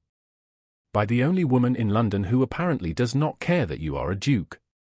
The solicitor's amusement became impossible to hide. Across the room, however, Lady Caroline's reaction proved very different. Satisfaction lit her expression. For the first time in weeks, she appeared genuinely pleased. Alexander noticed. The sight irritated him immediately. Not because she enjoyed his embarrassment. Because she clearly expected him to retreat. To abandon the matter entirely. He looked toward the doorway through which Charlotte had disappeared. An unfamiliar realization settled over him. He was not angry. Embarrassed, certainly. Surprised, unquestionably. But not angry. If anything, he respected her more than before. She had refused him for the same reason she had laughed weeks earlier. Because she valued herself enough to walk away. Most people spent their lives seeking favor from power. Charlotte Bennett seemed determined to prove she could live without it. The realization should have discouraged him. Instead, it accomplished something far more dangerous. For the first time in years, Alexander Sterling wanted something he could not simply obtain by asking. And that made him impossible to ignore. By the following morning, every drawing room in Mayfair had adopted a new favorite topic. The Duke of Raven-shire had asked Charlotte Bennett to dance. Charlotte Bennett had refused. London discussed little else. Charlotte herself spent the morning reviewing school accounts and pretending none of it existed. The effort failed almost immediately. You rejected a duke. Margaret Whitmore set down her teacup with remarkable emphasis. I am aware. In public. I was present. Charlotte. Margaret leaned forward. Do you understand how astonishing that is? Charlotte finished signing a document before looking up.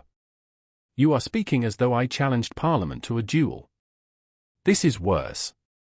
Margaret shook her head. Parliament would recover more quickly. Despite herself, Charlotte laughed. The sound faded almost as quickly as it appeared. The previous evening continued replaying in her thoughts. Alexander's expression when she refused him. The surprise. The confusion. Most of all, the disappointment he had not managed to conceal completely. She should not have noticed it. Unfortunately, she had. Do you regret it? Margaret asked quietly. Charlotte stared at the ledger before her. No. The answer came too quickly. Margaret noticed. Of course she noticed. You are lying. I am not. Then why do you sound unconvinced? Charlotte closed the ledger. Because I dislike hurting people unnecessarily. Margaret studied her for several seconds. You think you hurt him? Did I not? Possibly. The older woman smiled faintly. It may do him good. Across London, Alexander Sterling was receiving similar observations from considerably less sympathetic sources. Nathaniel Mercer appeared at Raven-shire House before noon carrying a stack of correspondence and entirely too much amusement. I counted 6 separate letters mentioning the ball. Alexander did not look up from the report he was reading. How unfortunate. One gentleman described the event as historic. Nathaniel. Another called it poetic justice. Alexander finally raised his eyes. You seem determined to shorten your life expectancy. Nathaniel sat comfortably across from the desk. How are you feeling? Busy. Disappointed. Alexander returned his attention to the report. The silence answered the question more effectively than words. Nathaniel's expression softened slightly. You know, most men would retreat after such public rejection. Most men are not relevant to this conversation. Ah. Nathaniel nodded thoughtfully. That bad. Alexander should have denied it. Instead, he found himself staring through the study window toward the city beyond. She had every reason to refuse. Yes. The admission surprised even him. I gave her those reasons myself. Nathaniel said nothing. Sometimes friendship required silence more than advice. 2 days later, Charlotte attended a fundraising luncheon for several educational charities. The event occupied a large assembly room near Westminster. Teachers, benefactors, and local officials filled the space. Unlike fashionable society gatherings, conversation centered on practical concerns rather than personal scandals. Charlotte appreciated that. Unfortunately, rumors traveled remarkably well regardless of setting. She had just finished discussing curriculum improvements with a headmistress when she noticed several women observing her from across the room. One of them immediately looked away. Another whispered something behind her fan. The third smiled. Charlotte recognized the smile. It belonged to someone who believed she possessed information others lacked. Her stomach tightened slightly. By now she knew the pattern. The rumors were changing. Evolving. Growing. She excused herself and crossed toward a refreshment table. Before she arrived, another voice intercepted her. Miss Bennett. Charlotte turned. Lady Caroline Graves approached wearing pale blue silk and a smile polished to perfection. Lady Caroline. How lovely to see you. Charlotte doubted the sincerity of the statement. Caroline's smile widened. Everyone is still discussing the ball. There it was. Direct and deliberate. Charlotte reached for a glass of lemonade. Society rarely lacks enthusiasm for repetition. True. Caroline lowered her voice slightly. Although some stories are particularly fascinating. Charlotte remained silent. Caroline moved closer. You surprised everyone. I imagine disappointment can be educational. Indeed. Caroline's eyes sharpened. Although many people believe your refusal was merely strategy. Charlotte set down her glass. Slowly. Carefully. Strategy. Surely you have heard. Caroline sounded almost sympathetic. The prevailing theory suggests you wish to attract greater attention. The cruelty of the statement rested entirely in its elegance. Charlotte felt it immediately. Not because she believed it. Because she knew others would. Caroline continued before she could respond. Personally, I find such speculation unfair. The lie was almost impressive. How kind of you. I simply dislike seeing women misrepresented. Charlotte looked directly into her eyes. Then this must be a difficult season for you. For a brief second, Caroline's composure cracked. The victory lasted only an instant. Yet it was enough. Caroline's smile returned. Colder this time. Be careful, Charlotte. About what? People eventually grow tired of chasing attention. The implication was unmistakable. Then Caroline glided away before further conversation became necessary. Charlotte stood perfectly still. Around her, voices blended into a dull hum. For the first time in weeks, anger slipped through the cracks of her composure. Not because of the insult itself. Because she finally understood what Caroline intended. This was not random gossip. It was a campaign. Deliberate. Patient. Calculated. Someone was attempting to transform her into a caricature. An ambitious woman chasing a duke. A desperate woman seeking status. A woman willing to manipulate attention. Everything Charlotte despised. Everything she was not. The realization followed her home. It remained during dinner. It lingered while she reviewed correspondence. Long after midnight, she sat alone in the library staring into the fire. Rain tapped softly against the windows. The house slept around her. Yet sleep refused to come. She thought about Alexander. About the rumors. About Caroline. Most of all, she thought about the exhausting unfairness of it all. If she accepted his attention, she became ambitious. If she rejected it, she became manipulative. Society demanded explanations for every choice a woman made. Then criticized whichever explanation it invented. A knock interrupted her thoughts. Her aunt entered carrying a letter. This arrived after dinner. Charlotte accepted the envelope. No return address appeared on the front. Her stomach tightened immediately. Anonymous correspondence had become increasingly common. Most letters contained nothing truly threatening. Merely unpleasant observations disguised as advice. She unfolded the paper. Her expression hardened as she read. "Charlotte," her aunt asked softly. Charlotte folded the letter again. Nothing important. Another lie. The note accused her of pursuing Alexander. Of embarrassing herself publicly. Of refusing the dance only to encourage further attention. The language remained polite. The cruelty did not. Her aunt sighed. Bennett. Perhaps. Definitely. Charlotte looked toward the fire. For once, she obeyed. The paper curled quickly beneath the flames. Yet the words remained.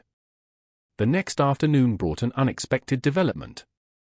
Alexander visited the Westminster Clinic to review a funding proposal. Officially. Unofficially, he suspected his reasons were becoming increasingly transparent. He found Charlotte in a small office reviewing supply inventories. She looked tired. More tired than usual. The realization bothered him immediately. "Miss Bennett." She looked up. Surprise flickered across her face. Then caution followed. "Your Grace." Alexander closed the door behind him. "You appear unwell." Charlotte blinked. "That is a remarkably direct greeting." "You did not answer the question." She lowered her eyes to the inventory list. "I am fine." "You are not." The certainty in his voice caught her off guard. For several moments neither spoke. Then Charlotte sighed quietly. "It has been an unpleasant week." Alexander felt irritation stir. Because of the rumors. It was not a question. Charlotte looked at him sharply. "How much have you heard?" "Enough." "Then you understand why I preferred not to discuss them." Alexander stepped closer. "You should not have to defend yourself against lies." Charlotte laughed softly. There was no humor in the sound. "That is a lovely sentiment." "It is also true." Truth rarely determines public opinion. Alexander stared at her. At the exhaustion she tried to hide. At the sadness she refused to acknowledge. Something inside him tightened painfully. "Charlotte." The use of her name surprised them both. She looked up immediately. Neither seemed certain what to do next. The room suddenly felt smaller. Quieter. More honest than either preferred. "I am sorry." The words emerged quietly. "For what?" "The ball. The rumors. Everything that followed." Charlotte searched his face. No pride. No arrogance. Only sincerity. The sight unsettled her more than any argument could have. "You did not create all of it." "I created enough." Silence settled between them. Not uncomfortable. Merely fragile. Then a nurse knocked hurriedly on the office door. "Miss Bennett." Charlotte stepped back immediately. The moment shattered. "Yes?" "There is a problem." Concern replaced exhaustion. "What happened?" The nurse hesitated. "Several donors withdrew support this morning." Charlotte's expression changed instantly. "Why?" The nurse looked uncomfortable. "They heard certain rumors." The room went completely silent. Charlotte closed her eyes briefly. Just once. It lasted less than a second. Yet Alexander saw it. The disappointment. The hurt. The frustration. Not for herself. For the people who would suffer because of it. When she opened her eyes again, composure had returned. "Thank you," she told the nurse. "I will handle it." The nurse departed. Charlotte looked toward the window. For the first time since Alexander had known her, she seemed genuinely shaken. "Charlotte." She did not answer immediately. When she finally spoke, her voice was very quiet. "Do you know what the worst part is?" Alexander waited. She smiled sadly. "The children will never know why fewer books arrive this month." Those words remained with him long after he left the clinic. Because for the first time, the rumors were no longer merely cruel. They were causing real harm. And somewhere beneath the growing anger, a dangerous certainty began to form. Someone had started this. Someone was feeding it. Someone wanted Charlotte Bennett destroyed socially. Alexander intended to discover who. And when he did, London was going to learn that he was far less forgiving than Charlotte. Alexander Sterling did not sleep well that night. The image remained fixed in his mind. Charlotte standing in the clinic office. Tired. Composed. Heartbroken for other people rather than herself. Most individuals would have focused on their own reputation. Charlotte worried about children losing books. The contrast disturbed him more than he cared to admit. By dawn, he had reached a decision. If he wanted answers, he would stop relying upon rumors. The truth existed somewhere beneath 5 years of gossip and assumptions. He intended to find it. 3 days later, that opportunity arrived unexpectedly. Alexander attended a small luncheon hosted by Lord and Lady Pembroke. Unlike most fashionable gatherings, this event focused on education reform and charitable funding. The guest list remained intentionally limited. Politicians. Philanthropists. Community leaders. People interested in practical results rather than social spectacle. Charlotte attended as well. Alexander noticed her immediately. Not because she stood out. Quite the opposite. She occupied a quiet corner near a bookshelf, speaking with a schoolmaster about literacy programs. Several guests approached her throughout the afternoon. Teachers. Clergy members. Local officials. Every conversation appeared respectful. Familiar. Genuine. The pattern reinforced everything Alexander had already discovered.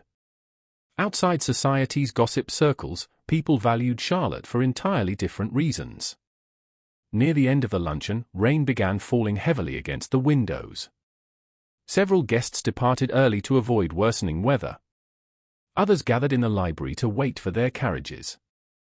Alexander found himself standing beside a fireplace while Charlotte reviewed documents with Lord Pembroke. Their discussion continued nearly 20 minutes. Detailed. Intelligent. Practical. He watched her solve a funding dispute in less than 5 minutes. Calmly. Efficiently.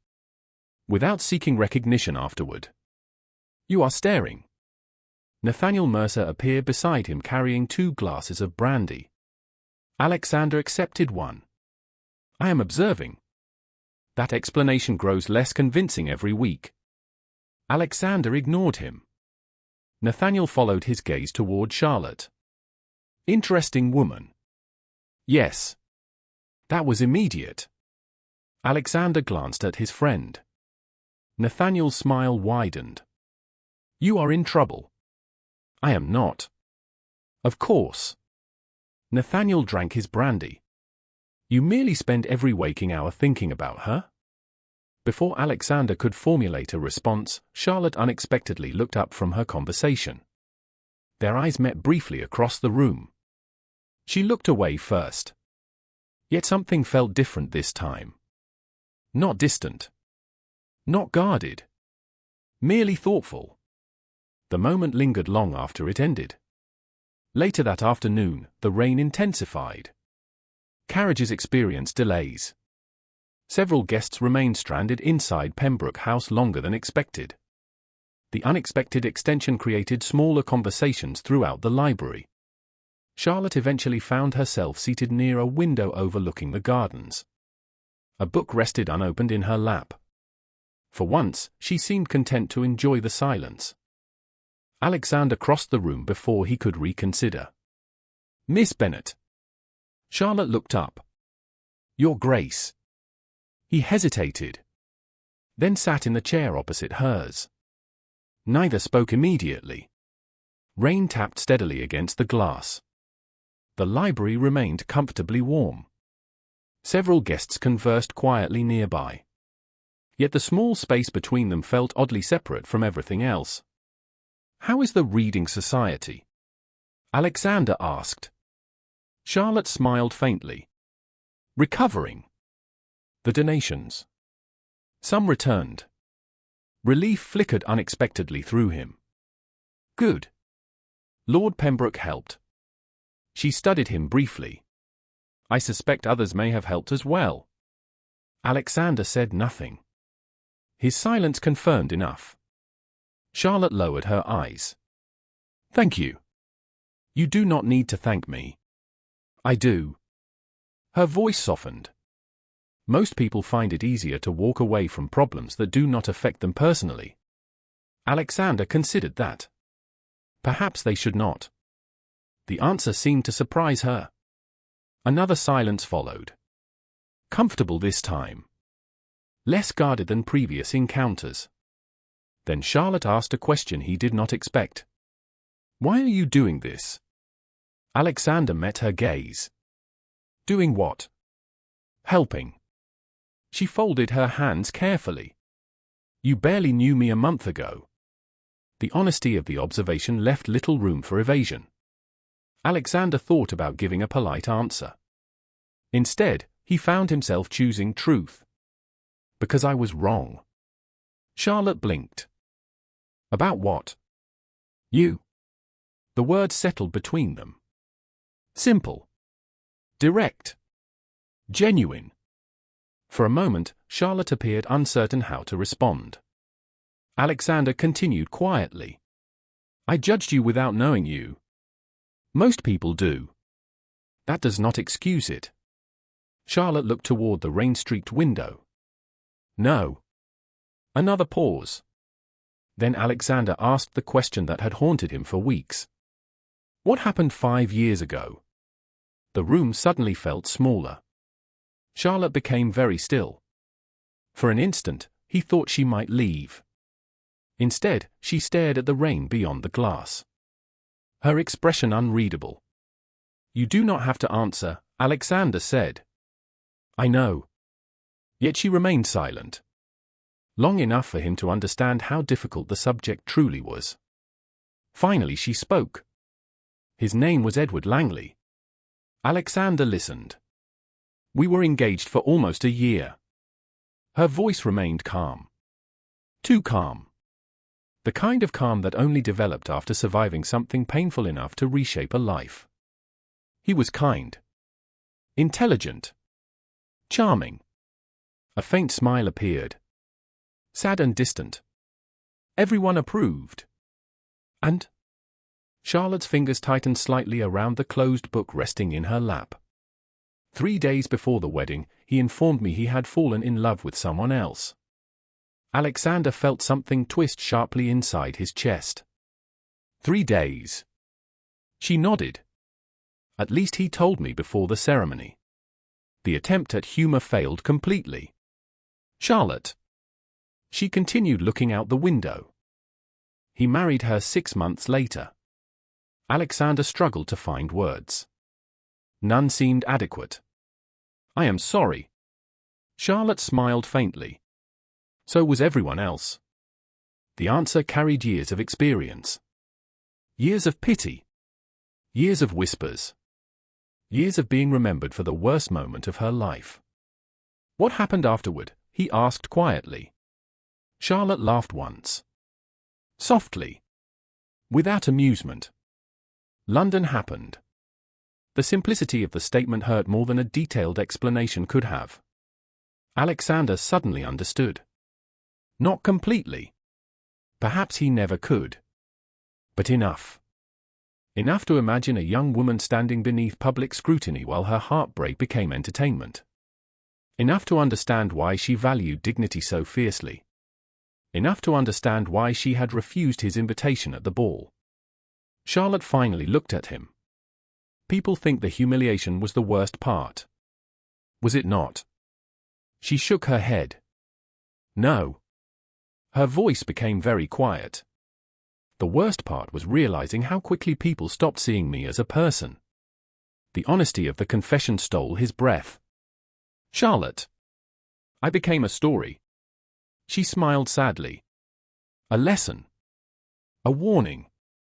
A source of gossip. The library blurred slightly around Alexander. For the first time, he saw the full weight she carried. Not simply heartbreak. Isolation. Society had reduced her to a single moment and refused to let her move beyond it. So I made a decision. He listened carefully. What decision? Her eyes softened. If people insisted upon talking about me, I would give them less time to do it. The charities. The schools. The clinic. The reading society. She nodded. Other people needed help more than I needed sympathy. Alexander stared at her. The answer explained everything. Every act of kindness. Every project. Every effort. Charlotte had transformed pain into purpose. Not because she wanted admiration. Because she refused to waste suffering. The realization left him humbled. Deeply humbled. Nearby, someone called Charlotte's name. The moment fractured. Reality returned. Guests prepared to depart as the rain finally began easing. Charlotte stood slowly. I should go. Alexander rose as well. Neither seemed eager to end the conversation. Yet both understood it had reached its natural conclusion. Charlotte gathered her gloves and book. Then paused. You know something amusing? What? A genuine smile touched her lips. Small but real. You are the first person in years who asked what happened. Alexander frowned. What do people usually ask? Her smile faded slightly. Whether I am over it. Before he could respond, she turned and walked toward the others, leaving him standing beside the window. Watching. Thinking. Understanding. And as Alexander Sterling looked out at the rain-soaked gardens beyond the glass, one realization became impossible to ignore. Charlotte Bennett had survived the kind of heartbreak that taught people never to trust again. Yet somehow she had remained kind. And that made her far more extraordinary than anyone in London realized. Meanwhile, across the room, Lady Caroline Graves stood partially concealed near a bookshelf. She had arrived late. Quietly. Unnoticed. And she had heard enough of the conversation to understand something dangerous. The Duke of Raven-shire no longer viewed Charlotte Bennett as a curiosity. He cared. Caroline's expression hardened. Because if that was true, then the rumors had failed. And if the rumors had failed, she would need something far more powerful to separate them. For the first time in years, Alexander Sterling stopped pretending the situation could be explained by curiosity. Curiosity had ended weeks ago. Respect had followed. Admiration had arrived shortly afterward. What remained now was far more dangerous. He thought about Charlotte when he woke in the morning. He thought about her during meetings. He found traces of her in conversations, in books, in charitable reports, and in every discussion regarding the future. The realization should have alarmed him. Instead, it felt strangely inevitable. 2 days after the luncheon at Pembroke House, Alexander stood in the library of Raven-shire House while Nathaniel Mercer reviewed estate correspondence. Rain had finally given way to clear spring skies. Sunlight streamed through the tall windows. Yet Alexander paid little attention to the weather. "You are smiling." Nathaniel looked up from a letter. Alexander frowned. "I am not." "You absolutely are." Nathaniel folded the document and set it aside. "That expression is particularly concerning." "Why?" "Because it suggests self-awareness." Alexander moved toward the fireplace. "You spend an unreasonable amount of time commenting on my behavior." "Someone must." Nathaniel leaned back comfortably. "Have you told her?" Alexander stopped walking. "Told her what?" Nathaniel looked genuinely offended. "Please do not insult my intelligence." Silence answered the question. Nathaniel sighed dramatically. "Of course not. The matter is more complicated than that. Only because you insist upon making it complicated." Alexander stared into the flames. "She does not trust me. Can you blame her?" The answer arrived immediately. No. He could not. Not after their first encounter. Not after the ballroom. Not after everything that followed. Nathaniel's voice softened. "Then earn it." Alexander looked toward the window. The advice sounded simple. Unfortunately, it was also correct. That same afternoon, Charlotte sat in the Reading Society office reviewing a shipment of educational materials recently donated by an anonymous benefactor. The delivery included nearly twice the number of books originally requested.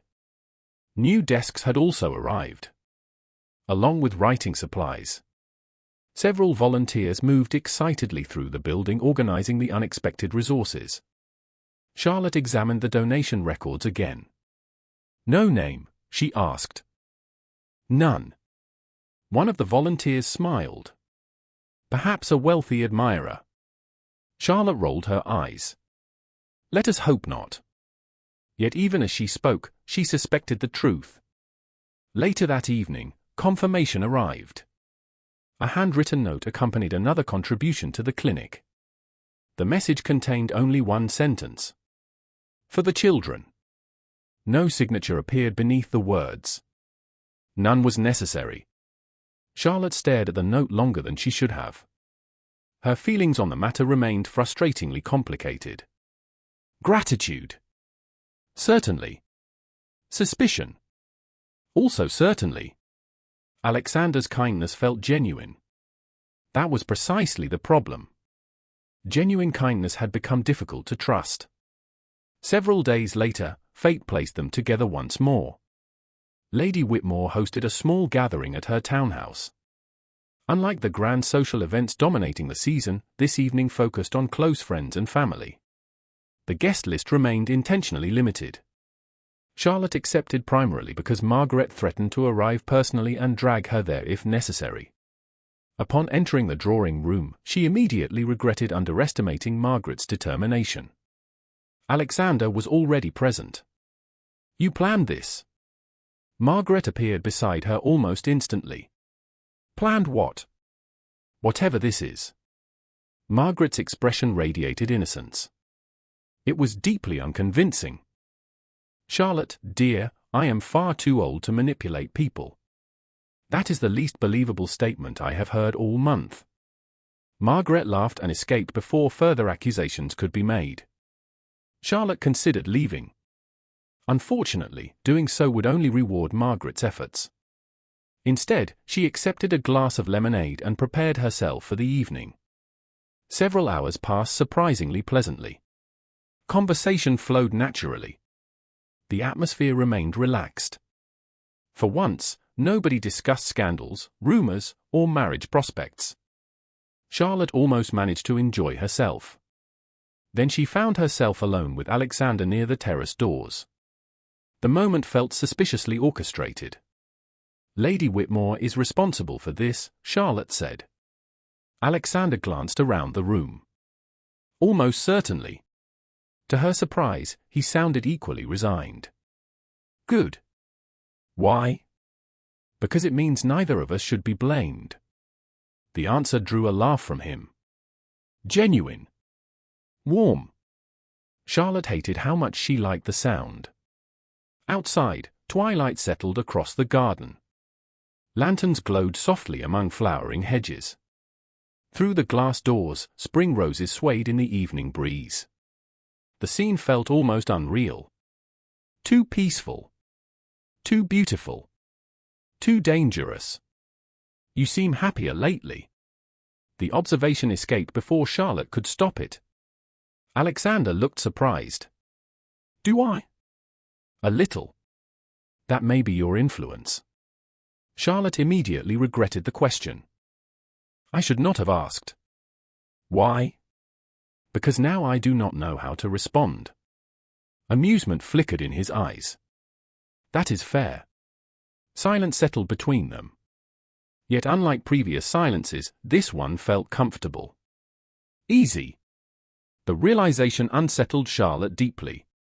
Several months earlier, she would have considered such comfort impossible. Alexander seemed to sense her withdrawal. His expression softened. Charlotte. The use of her name no longer sounded strange. That fact alarmed her. Yes? He hesitated. For perhaps the first time since she had known him, uncertainty appeared on his face. Real uncertainty. Not strategic. Not controlled. Human. May I ask you something? Charlotte nodded cautiously. Do you believe people can change? The question caught her off guard. She studied him carefully. That depends. On what? Whether they truly want to. Alexander absorbed the answer quietly. Then he looked directly at her. I do. The words held far more meaning than the conversation required. Charlotte understood immediately. So did he. Neither looked away.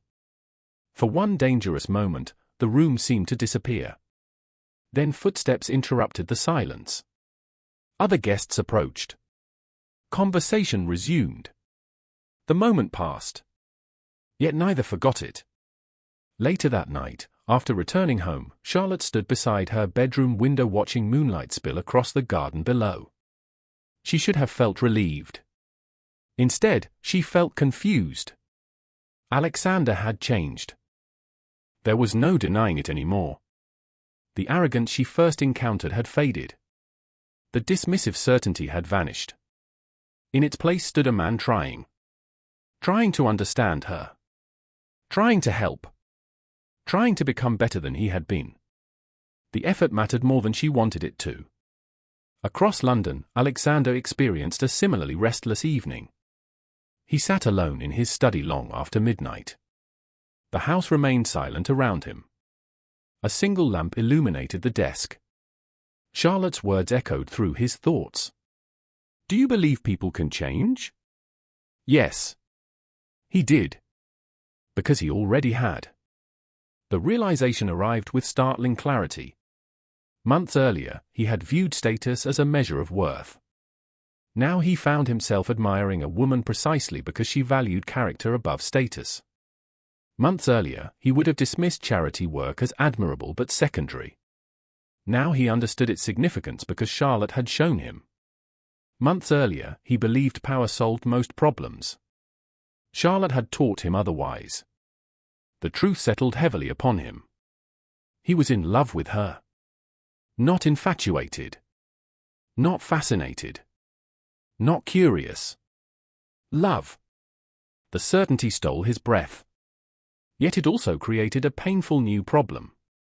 Loving Charlotte Bennett did not mean she could love him in return. Especially not after everything he had done. The following afternoon, events took a darker turn. Nathaniel Mercer arrived at Raven-shire House carrying troubling news. I found the source. Alexander immediately looked up from his desk. The rumors. Nathaniel nodded. At least part of them. He placed several folded letters on the desk. Caroline Graves. Alexander's expression hardened.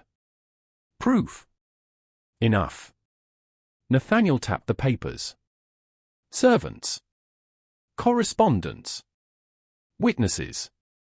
He paused. She has been encouraging the stories for months. Alexander opened one of the documents.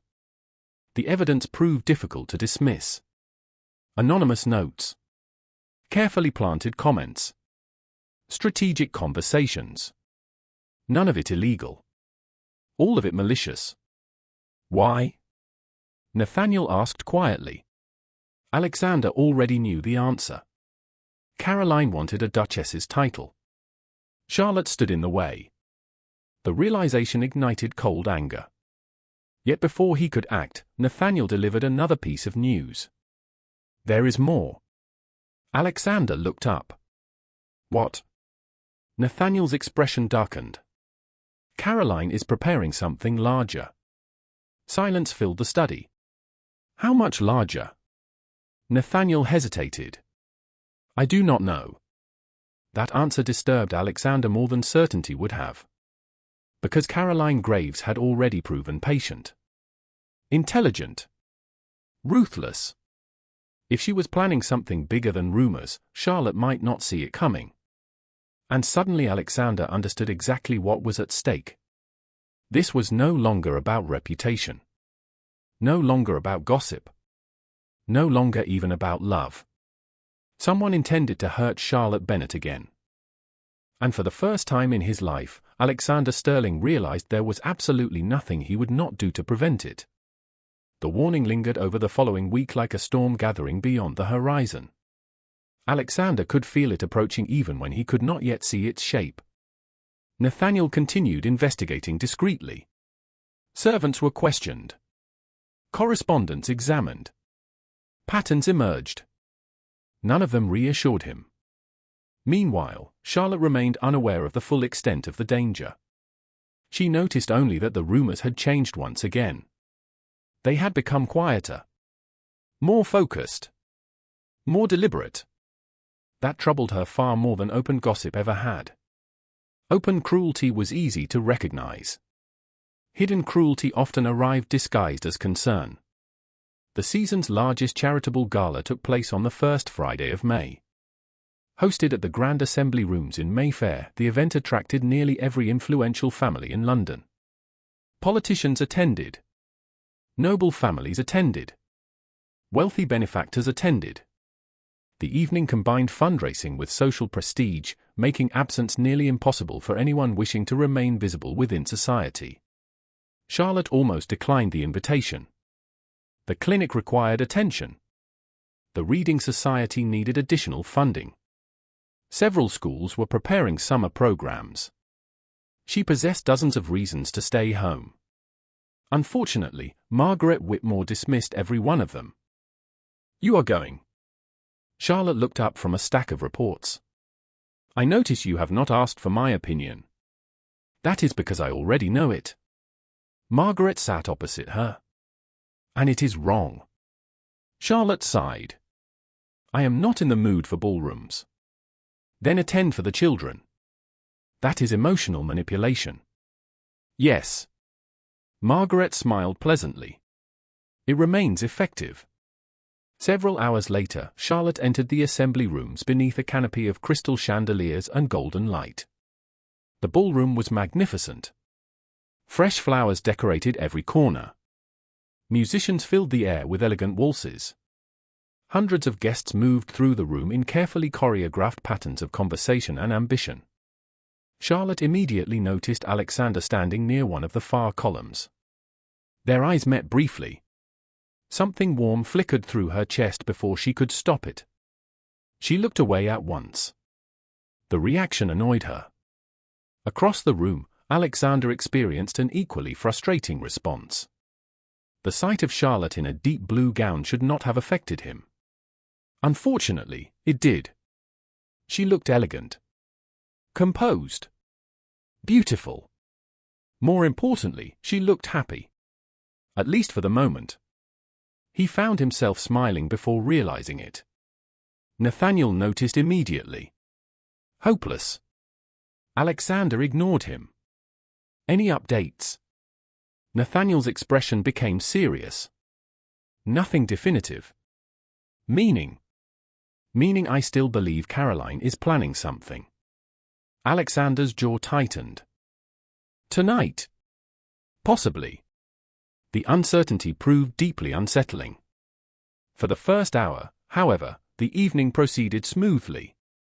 Donations exceeded expectations. Speeches were delivered. Auctions raised substantial funds. Charlotte spent much of the event speaking with benefactors and community leaders. Several new funding opportunities emerged. For once, she allowed herself to relax. That decision lasted exactly 43 minutes. The trouble began near the center of the ballroom. At first, Charlotte noticed only scattered whispers. Then conversations began stopping as she approached. Several guests avoided eye contact entirely. Others looked at her with open curiosity. A familiar feeling settled in her stomach. Something was wrong. Margaret appeared beside her moments later. Concern shadowed her face. Do not react immediately. Charlotte's pulse quickened. To what? Margaret handed her a folded paper. This appeared in several drawing rooms this afternoon. Charlotte unfolded the document. Her blood turned cold. It was a copy of a personal letter. Or rather, what appeared to be a personal letter. The handwriting resembled hers. The signature resembled hers. The contents, however, were completely fabricated. The letter described an elaborate plan to attract Alexander's attention. It portrayed Charlotte as calculating, ambitious, manipulative. Every vicious rumor from the past several months had been transformed into written evidence. Charlotte read the page twice. Then a third time. Disbelief gradually gave way to understanding. Someone had forged it. Deliberately. Carefully. Cruelly. How many people have seen this? She asked quietly. Margaret's silence answered the question. Too many. Across the ballroom, conversations continued spreading. Guests exchanged copies. Some appeared skeptical. Others looked convinced. Human beings often preferred evidence, even false evidence, over uncertainty. Charlotte folded the paper carefully. Her hands remained steady. Only years of practice made that possible. Charlotte. Margaret's voice trembled slightly. We should leave. Leave. The word struck her unexpectedly hard. 5 years ago, she had left. 5 years ago, she had hidden. 5 years ago, she had allowed other people to define the story. The memory rose with startling clarity. The altar. The whispers. The pity. The endless retreat afterward. No. Not again. Charlotte lifted her head. No. Margaret blinked. What? I am not leaving. The older woman stared at her. Then slowly smiled. Good. Unfortunately, society rarely rewarded courage immediately. As Charlotte moved through the ballroom, she felt the full weight of public judgment settling around her. Conversations lowered when she approached. Guests glanced away. Some looked sympathetic. Others looked entertained. The familiar humiliation returned. Not as sharp as before. Not as devastating. Yet unmistakably present. Across the room, Lady Caroline Graves stood surrounded by admirers. Concern filled her expression with almost theatrical perfection. The poor thing, she murmured to a nearby guest. I hardly know what to believe. Alexander heard every word. Cold fury surged through him.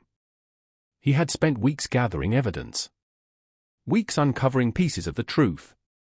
Yet seeing the consequences firsthand transformed irritation into something far more dangerous. Charlotte stood alone near the edge of the ballroom. Hundreds of people surrounded her. Yet she had never looked more isolated. The sight hit him with unexpected force. 5 years ago, nobody had stood beside her. 5 years ago, everyone had watched. Tonight, history appeared determined to repeat itself. Alexander felt something inside him break. Not dramatically. Not violently. Quietly. Completely. He crossed the ballroom. Guests stepped aside automatically. Conversations faltered. The crowd sensed something changing. Charlotte noticed him approaching. Her heart stumbled painfully. Not now. Please, not now. She could not endure another public spectacle. Alexander stopped directly before her. Neither spoke. Around them, the room gradually fell silent. Every eye turned toward the Duke of Raven-shire and the woman standing alone beside the ballroom wall. Charlotte understood the danger instantly. Whatever happened next would be remembered. Alexander looked at her. Not the rumors. Not the forged letter. Her. The woman who built schools. The woman who funded clinics. The woman who transformed heartbreak into kindness. Then he turned toward the crowd. His voice carried effortlessly across the ballroom. Calm. Clear. Unmistakable. I have spent the past several months learning an important lesson. Complete silence followed. Hundreds of guests listened. Alexander continued. I learned that gossip often reveals more about the speaker than the subject. A few faces flushed immediately. I learned that rumors survive because good people remain silent. Charlotte's breath caught. The room remained frozen. Most importantly, Alexander said, I learned that Miss Charlotte Bennett possesses more integrity than nearly anyone in this room. Shock rippled through the crowd. Caroline's expression cracked for the first time all season. Alexander was not finished. I know this because I have witnessed her work. His gaze moved across the ballroom. I have seen her support schools. I have seen her support clinics. I have seen her improve lives without seeking recognition. The silence deepened. Charlotte could barely breathe. Any document suggesting otherwise is false. The words landed like thunder. Across the room, several guests exchanged startled glances. Others looked toward Caroline. Alexander's voice hardened slightly.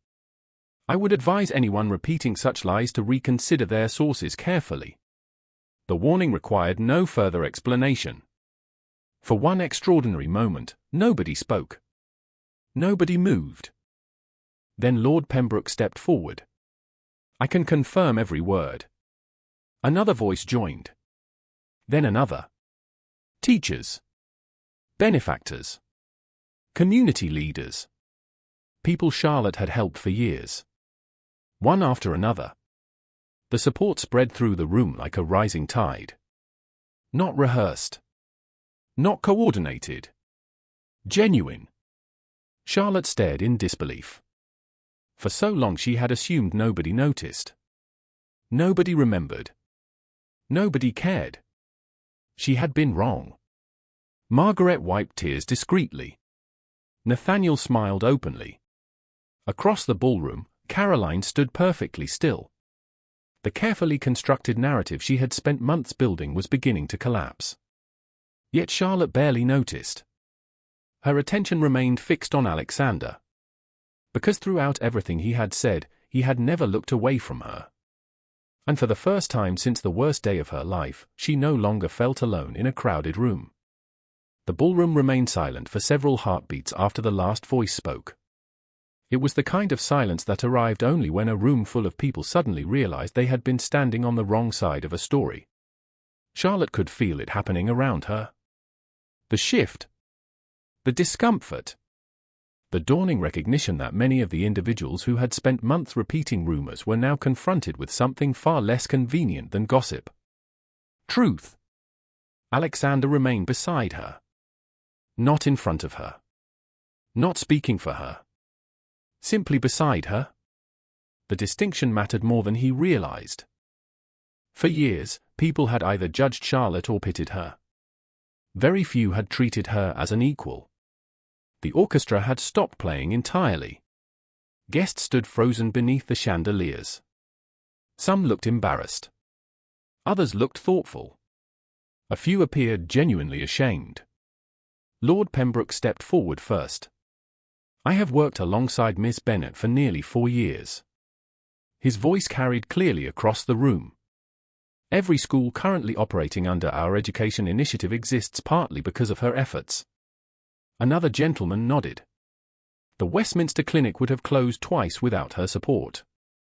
A woman near the front added quietly, "My daughter learned to read because of one of Miss Bennett's programs." More voices followed. Not all at once. One after another. Teachers. Volunteers. Donors. Families. Real people with real stories. The room began filling with evidence no forged letter could compete against. Charlotte listened in stunned silence. She had never sought recognition. She had never expected gratitude. Yet hearing those voices affected her more deeply than she could have imagined. Because they reminded her of something she had forgotten. Her life was larger than her heartbreak. Larger than her humiliation. Larger than society's version of her. Across the ballroom, Lady Caroline Graves finally moved. Her smile remained intact. "Barely. How touching." The words floated through the room with practiced elegance. Several guests immediately looked uncomfortable. Caroline continued. "No one questions Miss Bennett's charitable efforts." Alexander turned toward her. The temperature in the room seemed to drop several degrees. Caroline pressed forward anyway. "The issue is simply whether those efforts excuse other behavior." Silence followed. Dangerous silence. Charlotte understood exactly what Caroline was attempting. One final attack. One final effort to preserve the narrative. "What behavior?" Alexander asked quietly. Caroline hesitated. The question had arrived too quickly. Too directly. The letter. The forged letter. Alexander's voice remained calm. "Allegedly forged." Nathaniel Mercer stepped forward from the edge of the crowd. "Not allegedly." Every eye turned toward him. Nathaniel produced several folded documents. "Verified." Caroline's expression finally faltered. "I beg your pardon." The handwriting was examined. Nathaniel unfolded one paper. "Multiple witnesses have already confirmed the letter was fabricated." Murmurs swept through the ballroom. Caroline's composure slipped another fraction.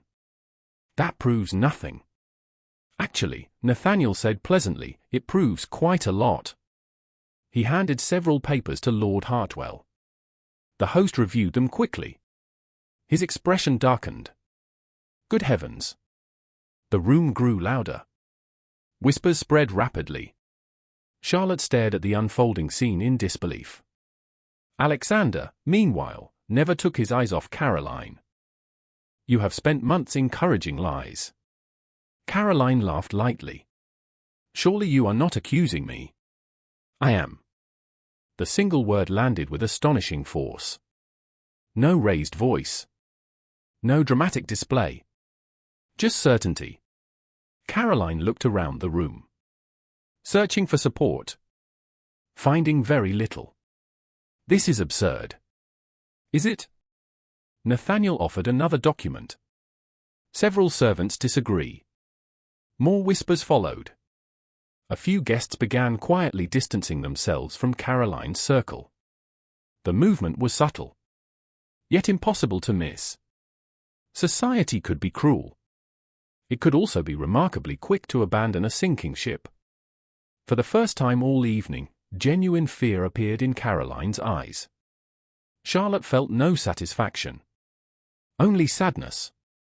This entire disaster had begun because one woman wanted a title badly enough to destroy another person's reputation. It felt tragically small. Alexander stepped forward. Miss Bennett deserved better. The room fell silent again. He continued. She deserved better 5 years ago. Charlotte's breath caught. She deserved better when rumors began spreading. His gaze moved through the crowd. And she deserved better from every person who chose gossip over truth. No one interrupted. No one could. Because he was right. Charlotte felt emotion rising unexpectedly in her chest. Not pride. Not triumph. Something deeper. Validation. The thing she had stopped expecting years earlier. Across the room, Margaret Whitmore quietly wiped away tears. Charlotte noticed. So did Alexander. Their eyes met briefly. 1,000 unspoken things passed between them. Then Lord Hartwell cleared his throat. I believe this matter has been settled. Several guests immediately agreed. Others nodded. The forged letter was quietly collected. Conversations shifted. The scandal that had seemed unstoppable only an hour earlier was already collapsing beneath the weight of evidence. Yet for Charlotte, the most important moment had nothing to do with Caroline. Or the rumors. Or the forged letter. It happened when the crowd gradually dispersed and she found herself standing alone with Alexander near one of the ballroom windows. For a few seconds neither spoke. The city glowed beyond the glass. Carriage lamps moved through the streets below. Music slowly resumed in the background. Life continuing. At last. You should not have done that. Alexander smiled faintly. That sounds familiar. Charlotte looked down. You risked your reputation. No.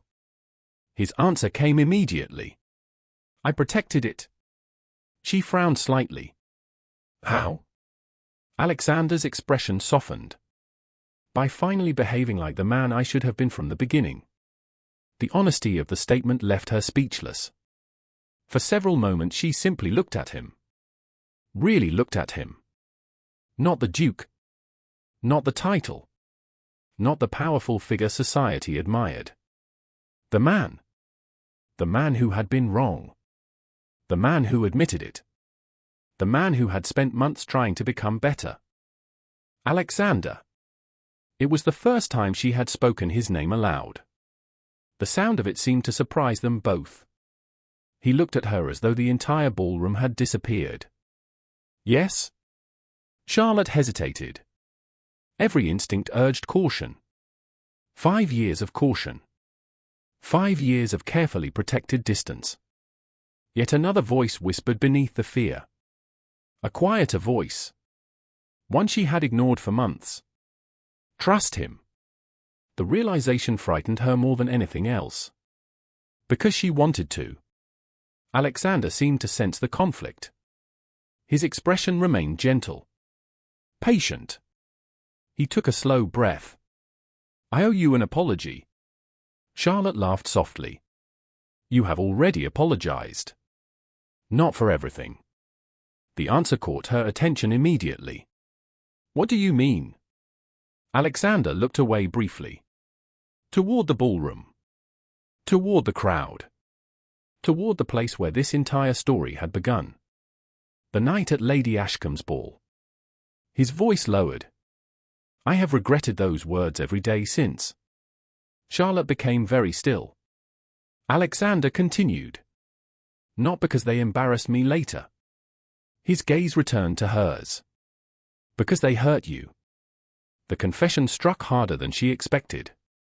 For so long she had assumed he could never truly understand. Yet standing there, listening to him, she realized he did. Not perfectly. Not completely. But enough. Enough to care. Enough to change. Enough to fight for her when it mattered. A slow silence settled between them. Comfortable. Honest. Real. Then the orchestra began another waltz. Couples moved toward the dance floor. The ballroom gradually returned to normal. Yet nothing felt normal anymore. Alexander glanced toward the musicians. Then back to Charlotte. A question appeared in his eyes. This time he did not ask it aloud. He did not extend his hand. He did not pressure her. He simply waited. Giving her the choice. Entirely her choice. Charlotte understood immediately. Months ago she would have walked away. Weeks ago she might have hesitated. Tonight, however, something fundamental had changed. Not in him. In her. For the first time since Edward Langley shattered her trust, she found herself wondering whether fear deserved quite so much power over her future. The thought was terrifying. And strangely hopeful. Charlotte looked toward the dance floor. Then back at Alexander. A small smile appeared. Real. Warm. Uncertain. Yet undeniably present. Alexander's heart nearly stopped. Because for the first time, Charlotte Bennett no longer looked at him like a man she was learning to forgive. She looked at him like a possibility. And suddenly the future felt closer than either of them had ever dared imagine. 2 weeks later, London was still discussing the gala. For once, however, the conversation no longer centered on scandal. It centered on consequences. The forged letter had been exposed. The rumors had collapsed. Lady Caroline Graves had quietly withdrawn from several social engagements while her family attempted to repair the damage. Society, as always, adapted quickly. It preferred certainty. Once the tide turned, most people hurried to stand on the winning side. Charlotte found the entire process mildly exhausting. You are becoming famous for all the wrong reasons. Margaret Whitmore set down her teacup with a sigh. Charlotte smiled from across the breakfast table. Again? This time at least people are praising you. That is simply gossip wearing a prettier dress. Margaret laughed. Perhaps. But you deserve some of it. Charlotte looked out the window toward the garden. Roses had begun blooming across the estate. Spring sunlight filled the morning with warmth and color. For the first time in years, the future felt uncertain in a way that did not frighten her. That uncertainty had a name. Alexander Sterling. Since the gala, he had not rushed her. Had not pressured her. Had not attempted to force intimacy through grand gestures. Instead, he appeared. Consistently. Thoughtfully. He attended meetings regarding the Reading Society. Increased funding for educational programs. Visited the clinic. Spoke with volunteers. Listened more than he talked. The effort was impossible to ignore. More importantly, it felt genuine. One afternoon, Charlotte arrived at the Reading Society to find several children gathered around a newly installed bookshelf. Their excitement filled the room. Miss Bennett. Emily rushed toward her. Look. Charlotte followed the girl's pointing finger. The shelf contained hundreds of new books. Carefully selected.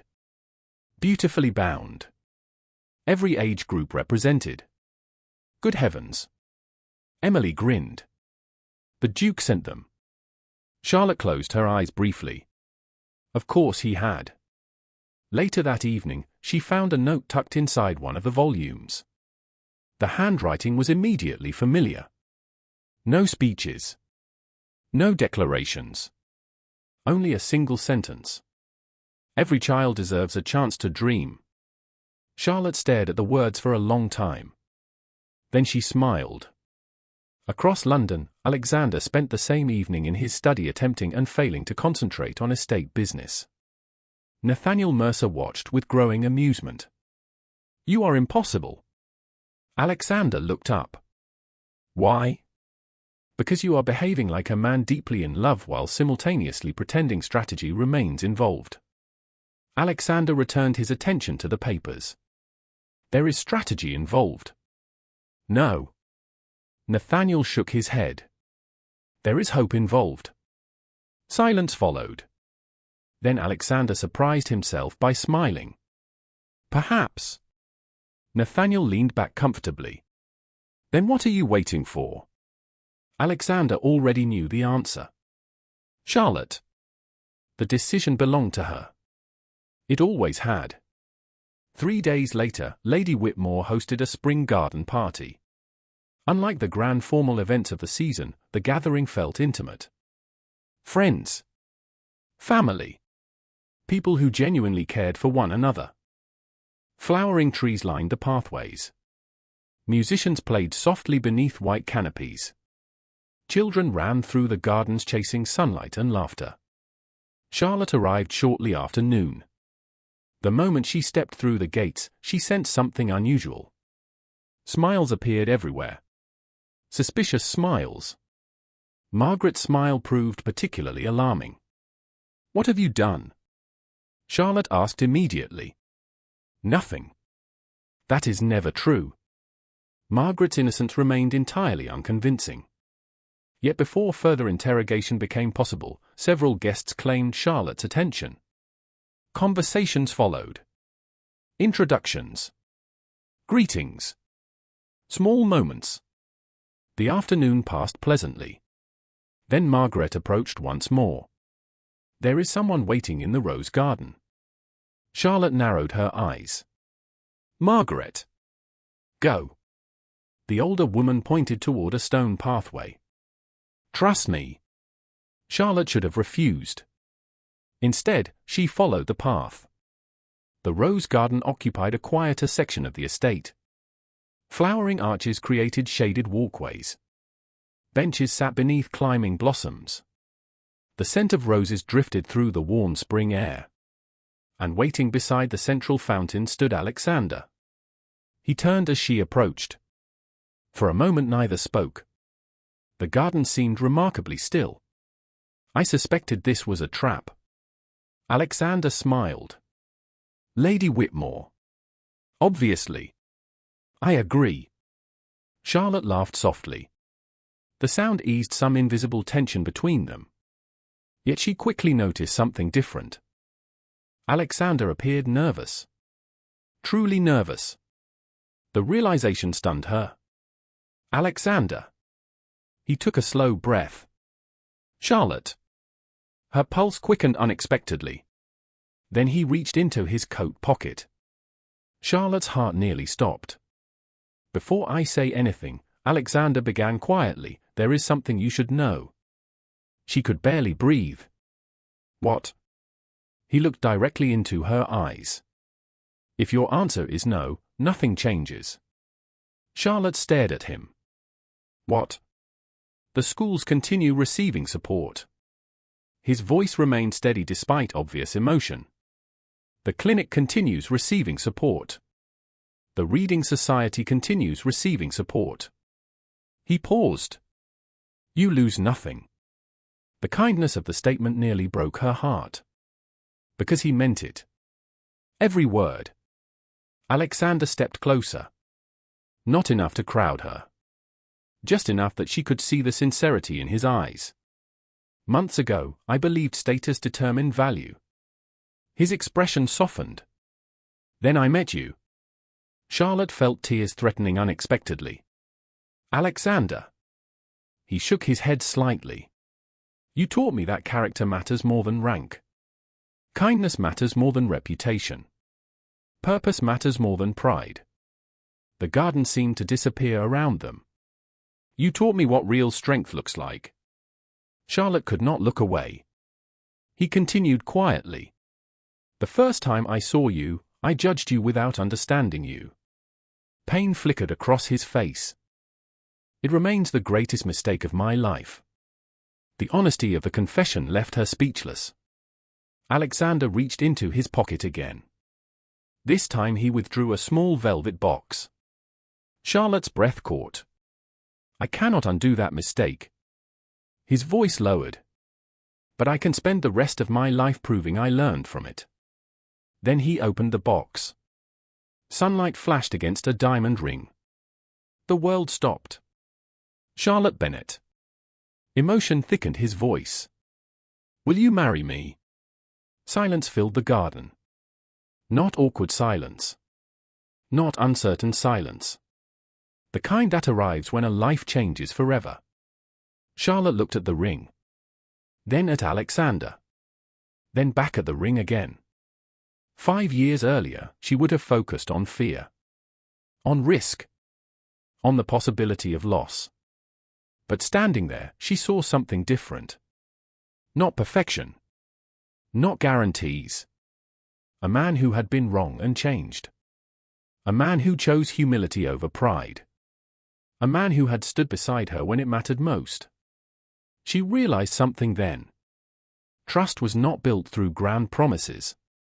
It was built through consistent actions. Through kindness. Through showing up again and again until fear no longer held the loudest voice. Tears slipped down her cheeks. She laughed softly through them. You know. Alexander's expression tightened with nervous anticipation. What? Charlotte smiled. This is a considerably better invitation than the dance. For one horrifying second, Alexander looked uncertain. Then she held out her hand. Yes. The single word changed everything. Relief crashed across his face so visibly that Charlotte laughed again.